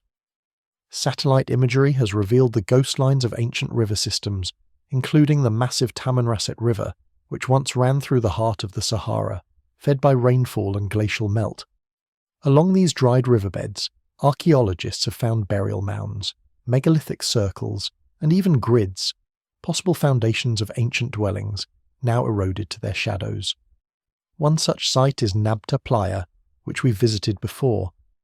circle of standing stones dating to 6000 BCE, predating Stonehenge by more than 1,000 years. Its alignment to the summer solstice and certain star patterns suggests astronomical knowledge, careful, measured, and deliberate. So who were the people of the Green Sahara? We don't know. No name, no texts, no known descendants. They lived for millennia, then vanished, or perhaps migrated, as the rain stopped and the desert returned. Some may have moved north, becoming the Berbers. Others may have joined Nile Valley cultures like pre-dynastic Egypt. And here lies another mystery. Egypt doesn't just appear, it erupts into history. The first dynasties already had writing, monumental architecture, cosmology, and kingship. Where did this complexity come from? Some Egyptologists suggest that the roots of Egyptian civilization lie not along the Nile, but in the Sahara, in those vanished cultures who fled as their world dried up. Supporting this theory are artifacts and iconography. For example, some early Egyptian deities share motifs with Saharan rock art. The figure of Set, the desert god, bears features similar to some roundhead figures. The Serek, an early royal crest, resembles cattle enclosures used by Saharan herders. And then there's the ancient Egyptian obsession with the West, the land of the dead, where the sun goes to die. The desert. Is it possible they were not just turning toward death, but toward a lost homeland? Historians continue to debate the origins of Egyptian civilization, but many now believe that migratory pulses from the Sahara contributed significantly to its formation. Climate change was not just an ecological shift, it was a civilizational filter reshaping the flow of humanity. Odd fact, in 2020, researchers using ground-penetrating radar in southern Egypt discovered a network of prehistoric structures buried beneath the desert. Walls, mounds, possible roads, they're still being studied. But again, they suggest organized, purposeful building in a place we assumed was empty, which leads to an unsettling realization. What if much of the evidence for early civilization is not buried beneath forests or oceans, but beneath sand? Sand is deceptive. It preserves and erases. It hides the ruins but also protects them from weather, plants, and overbuilding. The Sahara may be one of the largest archaeological vaults on the planet, but it is barely explored.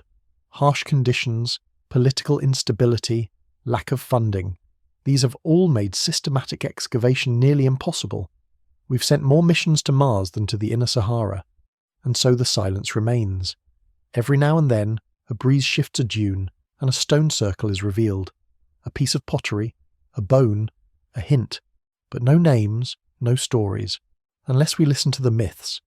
The Berbers speak of a time when the desert was a sea, when their ancestors crossed fertile plains. The Dogon of Mali remember sky gods and sunken lands. Ancient Egyptian texts speak of a mysterious western land called Amenti, a place of origin and of endings. Perhaps these are echoes of the Green Sahara. Perhaps they are fiction. But perhaps they are the last surviving voices of a civilization swallowed not by water, but by sand. As you rest tonight, imagine standing atop a dune at twilight. The wind is still. The horizon stretches in all directions. Beneath your feet, perhaps just meters below, lies a stone wall, a hearth, a temple, a city no one has seen in 10,000 years. The sand breathes softly and waits. There is something particularly haunting about ruins beneath the ocean. They lie silent, invisible from above, shrouded in currents and kelp, visited only by fish and divers brave enough to descend. Unlike deserts or jungles, which erode and reclaim slowly, the sea swallows completely. A wave rises and a city vanishes. And yet, the ocean forgets nothing. Across the world, from the coasts of India to the Isles of Japan, there are submerged structures that hint, ever so faintly, at civilizations lost not to time, but to rising tides. Let's begin with Dwarka, off the coast of Gujarat, India. According to Indian mythology, Dwarka was the golden city of Lord Krishna, submerged beneath the sea after his death. For centuries, it was assumed to be purely legend. But in the early 2000s, marine archaeologists discovered geometric stone formations, walls, and rectangular blocks beneath the Gulf of Kambat in water depths of up to 40 meters. Sonar scans revealed patterns that didn't seem natural. Divers retrieved tools, pottery fragments, and even human teeth. carbon dated to around 7,500 BCE. If these dates are accurate, it places the underwater ruins 2 millennia before Sumer. Some researchers remain cautious. They argue that the formations might be natural, or that the artifacts drifted in from land. Others point out that the Narmada River, which flows nearby, could have washed older materials into the area, but still, the possibility lingers. A city beneath the sea, matching an ancient story, dated to a time when the Holocene warming period was still young. Historians still debate whether the site is truly artificial, but even if it's not Dwarka, it suggests settlement along coasts now drowned by rising seas, and Dwarka is not alone. Let's move east to Japan, to the island of Yonaguni. In 1986, a diver named Kihachiro Aratake stumbled upon a massive underwater formation, terraces, platforms, steps, and what appear to be ramps and roads, lying about 25 meters beneath the surface. The so-called Yonaguni Monument has since become one of the most hotly contested archaeological sites in the world. Mainstream geologists claim it's a natural formation, a series of sandstone layers shaped by tectonic movement and erosion. But others argue the lines are too straight, the angles too perfect. Some even point to what looks like stairways, columns, and carvings. If Yonaguni is artificial, it would have to date back at least 10,000 years, to when sea levels were significantly lower. That would place it in the same category as Gobekli Tepe, far older than any known stone architecture. Is it possible? Well, here's something curious. Japan's Jomon culture, dating back to around 14,000 BCE, is one of the oldest pottery-making societies in the world. They were not simple hunter-gatherers. They created art, rituals, and lived in semi-permanent settlements. If any society in that region could have built something before the floodwaters rose, it was them. We continue west, to Doggerland, the sunken landmass that once connected Britain to mainland Europe. During the last ice age, the North Sea was dry land, a vast plain rich in wildlife, rivers, and human habitation. As the glaciers melted, sea levels rose and Doggerland disappeared beneath the waves between 6,500 and 6,000 BCE. Today, sonar and drilling operations have recovered stone tools, bone harpoons, and peat layers containing pollen and DNA from ancient forests. Some of the best evidence comes not from excavation, but from fishermen who haul up mammoth bones and flint axes in their nets. We know Doggerland existed, we know people lived there, but we don't know how far they advanced. No stone buildings have yet been found, but the seabed is difficult to access. Still, there could be villages, temples, even burial grounds preserved under the mud. And here's the real twist. Many of Earth's earlier settlements were likely coastal. Water provides food, transport, trade. But after the Ice Age ended, the seas rose over 400 feet. That's a lot of coast to lose. Today, 20% of the land humans occupied 12,000 years ago is now underwater. The implication? We might have lost entire chapters of human civilization beneath the sea. Odd fact. The oldest known submerged site is Pavla Petri, off the coast of Greece. Dated to 2800 BCE, it features streets, courtyards, rooms, and even plumbing, all preserved under shallow waters. It proves that urban planning existed before the Mycenaeans. But again, it's just the part we found. And there's more. In the Bahamas, divers have long debated the nature of the Bimini Road, a submerged structure of massive rectangular stones that seem to form a path.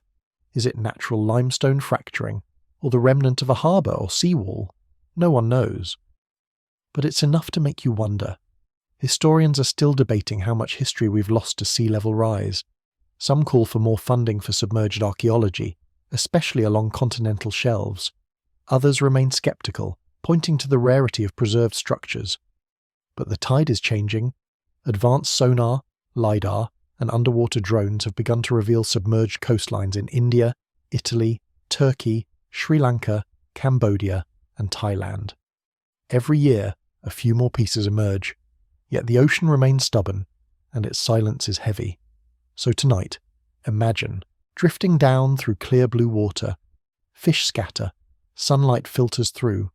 Below you lies a stone wall, a flight of stairs, the threshold of a door no one has passed through in 10,000 years. A city drowned not by punishment or wrath, but by time itself. It doesn't cry out, it doesn't warn, it waits. And maybe, just maybe, in some deep, salty corridor, a story is still being told, in bubbles, in currents, in coral, a city dreaming beneath the sea. So much of this story is about what's been lost, but here, in the hush between ancient echoes and modern noise, we turn to what might have survived. Not the cities, not the temples, not even the scripts, but the ideas, transmitted not through architecture but through myth, through bloodlines, through memory wrapped in metaphor. Let's return for a moment to the flood. This motif of water rising, of civilization drowning, of knowledge being swept away, is not confined to the Epic of Gilgamesh, or to Noah, or to Atlantis. It shows up everywhere. In the legends of the Maya, the Hopi, the Hindus, the Chinese, the Nordic sagas, and even the Aboriginal Australians. The names and shapes change, but the rhythm is the same. A great age ends, few survive, and from those survivors, the world begins again. Could there have been an actual group, perhaps a priesthood, or a scattered remnant of a pre-cataclysmic civilization that carried pieces of knowledge forward into the Neolithic world?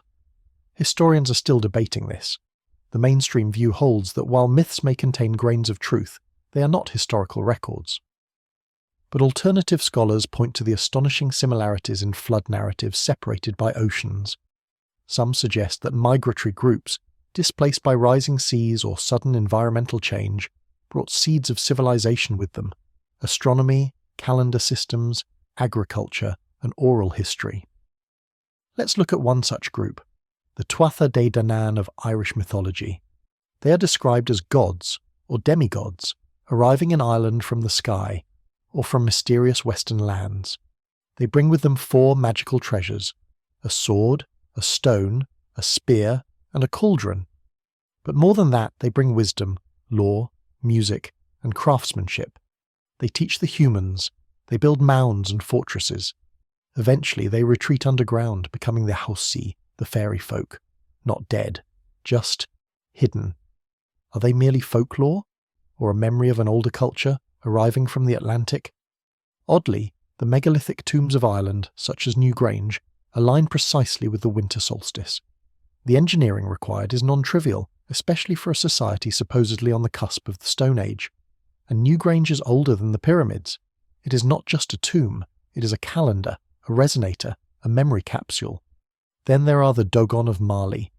This West African people possess oral traditions that include remarkably detailed knowledge of astronomy, specifically the binary star system of Sirius. They describe Sirius B, a companion star invisible to the naked eye, and even claim it has a 50-year orbit, something only confirmed by telescopes in the 20th century. Where did they learn this? Skeptics argue the information could have been contaminated by European contact, or that the stories were retrofitted. Others insist the Dogon preserve fragments of ancient sky lore, passed down from a much earlier culture. And then there's the Nag Hammadi texts, unearthed in Egypt in 1945. Among these is the Apocryphon of John, which tells of a forgotten race, the Archons, and a world before memory. It speaks of layers of reality, of cosmic deception, and a cycle of forgetting and remembering. Not exactly historical evidence, but you begin to notice a pattern. The knowledge bearers are often described as outsiders, pale-skinned or bearded, shining or feathered, arriving from over the sea or from the stars. They appear across Central America as Quetzalcoatl, in Mesopotamia as Oans, in Polynesia as Tiki, and in Egypt as Thoth. They teach, then vanish. Are these just symbols of consciousness, or dimly remembered figures who sparked the rebirth of civilization after a collapse? Hard to say. But these myths emerge most vividly in places where megalithic ruins exist, those same temples, tombs, and cities we've been walking through, and sometimes survivors leave more than stories. In Peru, along the coastal plain, lies a vast mysterious geoglyph known as the Paracas Candelabra, a trident-like symbol carved into the hillside visible from the sea. It may be 2,000 years old, or 10. No one knows for sure, but whoever etched it intended it to be seen from above. Across the Nazca Desert, 100 miles inland, more lines stretch across the land, animals, spirals, grids, best visible only from the air. Why? Could they have been signals, calendars, maps? Historians still argue. The lines are typically dated between 500 BCE and 500 CE, but no definitive explanation has settled the debate. There's another kind of survivor to consider: knowledge, not in myth or monument, but in the body. Genetic studies have revealed traces of unknown hominins in human DNA. Ancient humans interbred not just with Neanderthals and Denisovans, but possibly with other unidentified populations, the so-called ghost lineages. If humans can carry the memory of species, could we carry the memory of civilizations? Unlikely, perhaps, but tantalizing to imagine. Even in more grounded terms, linguistic relics remain. Some words in Basque, Sumerian, and Dravidian languages defy classification. They are linguistic orphans, untethered to any known tree, and still the myths whisper.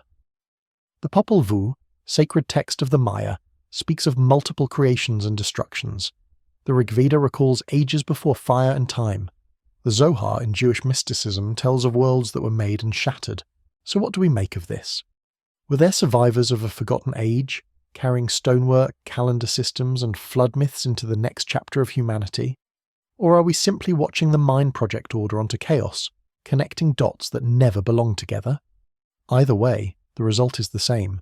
A story retold, reshaped, repeated, and you now are part of it. As your eyes grow heavy, picture a traveller, wrapped in furs crossing a broken landscape. On his back he carries a bundle, inside seeds, a carved stone, a star map. He doesn't know why they matter, only that they must be remembered, and one day perhaps in a new land he will find others, he will teach, and they will begin again. And now we arrive at the edge. Not the end of civilization, but the end of the trail. The final footprints before the wind takes them. The quiet moment when you, still and listening, must ask, what have we actually found? We've followed the ghosts. We've walked through deserts, waded through jungles, and descended into the depths of the sea. We've knelt beside shattered ziggurats and sunken cities, pressed our palms to the seams of stone blocks that shouldn't fit so well, and stared at the stars with the same confused wonder as the people who came before us. But still, the memory remains fragmented. Perhaps that's the point. You see, history, the real kind, is not a continuous scroll. It's a jigsaw puzzle missing half its pieces. Some were never written down, some were erased, some were drowned, some perhaps were never meant to survive. But memory behaves differently. It hides in unexpected places. In the orientation of a temple, in a children's song, in the myth of a flood, in a forgotten dialect, in a stone tool buried beneath volcanic ash, in your DNA. And through it all, one strange truth whispers, civilization may not be a line, it may be a loop. What if humanity has risen and fallen multiple times? What if, thousands of years before Sumer or Egypt, there was another great awakening, one not recorded in books, but in the bones of our world? This is the core of the idea we've been circling gently all along, not a conspiracy, not a grand secret, but a quiet possibility that human beings have walked this earth, loved, built, watched the stars, and perished, more than once, and maybe each time something was passed down, a method of counting the days, a story of how the world ends, a pattern for stacking stones, and a promise to try again. Odd fact, the earliest known calendar may be a set of notches on a bone found in the Congo dating to 20,000 BCE. The Ishango bone, not grand, not glorious, just scratches, tally marks. But they map the phases of the moon with startling accuracy. Think about that. At the very edge of what we call prehistory, someone looked up at the sky and said, I will count this. I will remember this. Why? Because even in the darkness, even when everything else is lost, there is a part of us that refuses to forget. And yet historians are still debating how deep the roots of human civilization truly go. Some cling to the notion of a linear march, from cave to hut to village to city. Others, more cautiously, propose a more interrupted history, cycles of emergence, collapse, silence, and rediscovery. We don't know, but maybe we don't need to know. Maybe the story is already written, not in books, but in patterns. The repeated alignment of sacred sites with solstices, the obsession with certain symbols, spirals, stars, serpents, the way cultures separated by oceans speak of a flood, of beings from the sky, of golden ages lost. It's not proof, but it is poetry. and poetry is how memory survives when all else fails. So now, let your eyes grow heavy. Imagine the Earth not as a timeline, but as a palimpsest, a manuscript written and rewritten across the ages, scratched away, inked again, smudged, rewritten. Beneath every new word is an older one, and beneath that, another, and at the very bottom, a name you've never heard, a place that no longer exists, a people who dreamed under different stars. They are gone now, but you have found their story, or perhaps their echo. You've walked the long arc of forgetting and rediscovery. You've questioned what you were told. You've wondered how the past can be so loud and so quiet at the same time. And now, with the lights dimming, the questions fade too. Not because they're answered, but because they've done their work, and all that's left now is the silence of the world remembering itself. You've come a long way tonight, through the soft dust of the ziggurat, through the chilled fog of submerged streets, through the prickling desert winds and the scent of wet stone. You've wandered across 30,000 years, not on a quest for answers, but for something gentler, a pattern, a possibility. And now, as the story exhales its last, you're not expected to solve anything. That's not why you came. You came to drift, to wonder, to feel the soft gravity of what might have been. Close your eyes now. Picture the Earth in twilight. The continents dim, the seas glassy. Somewhere beneath jungle or ocean, a temple still stands. A circle of stone still marks the stars. Someone once walked there thinking thoughts will never translate. Someone once whispered stories that will never be told again. But you heard the echo, and that's enough. Let your thoughts soften, like the edge of a dream. Let go of timelines, of maps, of categories. History isn't linear, it isn't even circular, it's tidal. It comes in waves. Some recede, some return, so sleep now. Not as one who ends a journey, but as one who remembers. Let the world rebuild itself behind your eyes. Let the forgotten rise just for a while. You're not alone, you never were. We've all been here before, and when the morning comes and you wake, the world will still be here. Strange, unfinished, beautiful. Waiting for someone, maybe you, to pick up the thread again. To trace the lines, to remember the name beneath the dust. And until then, good night.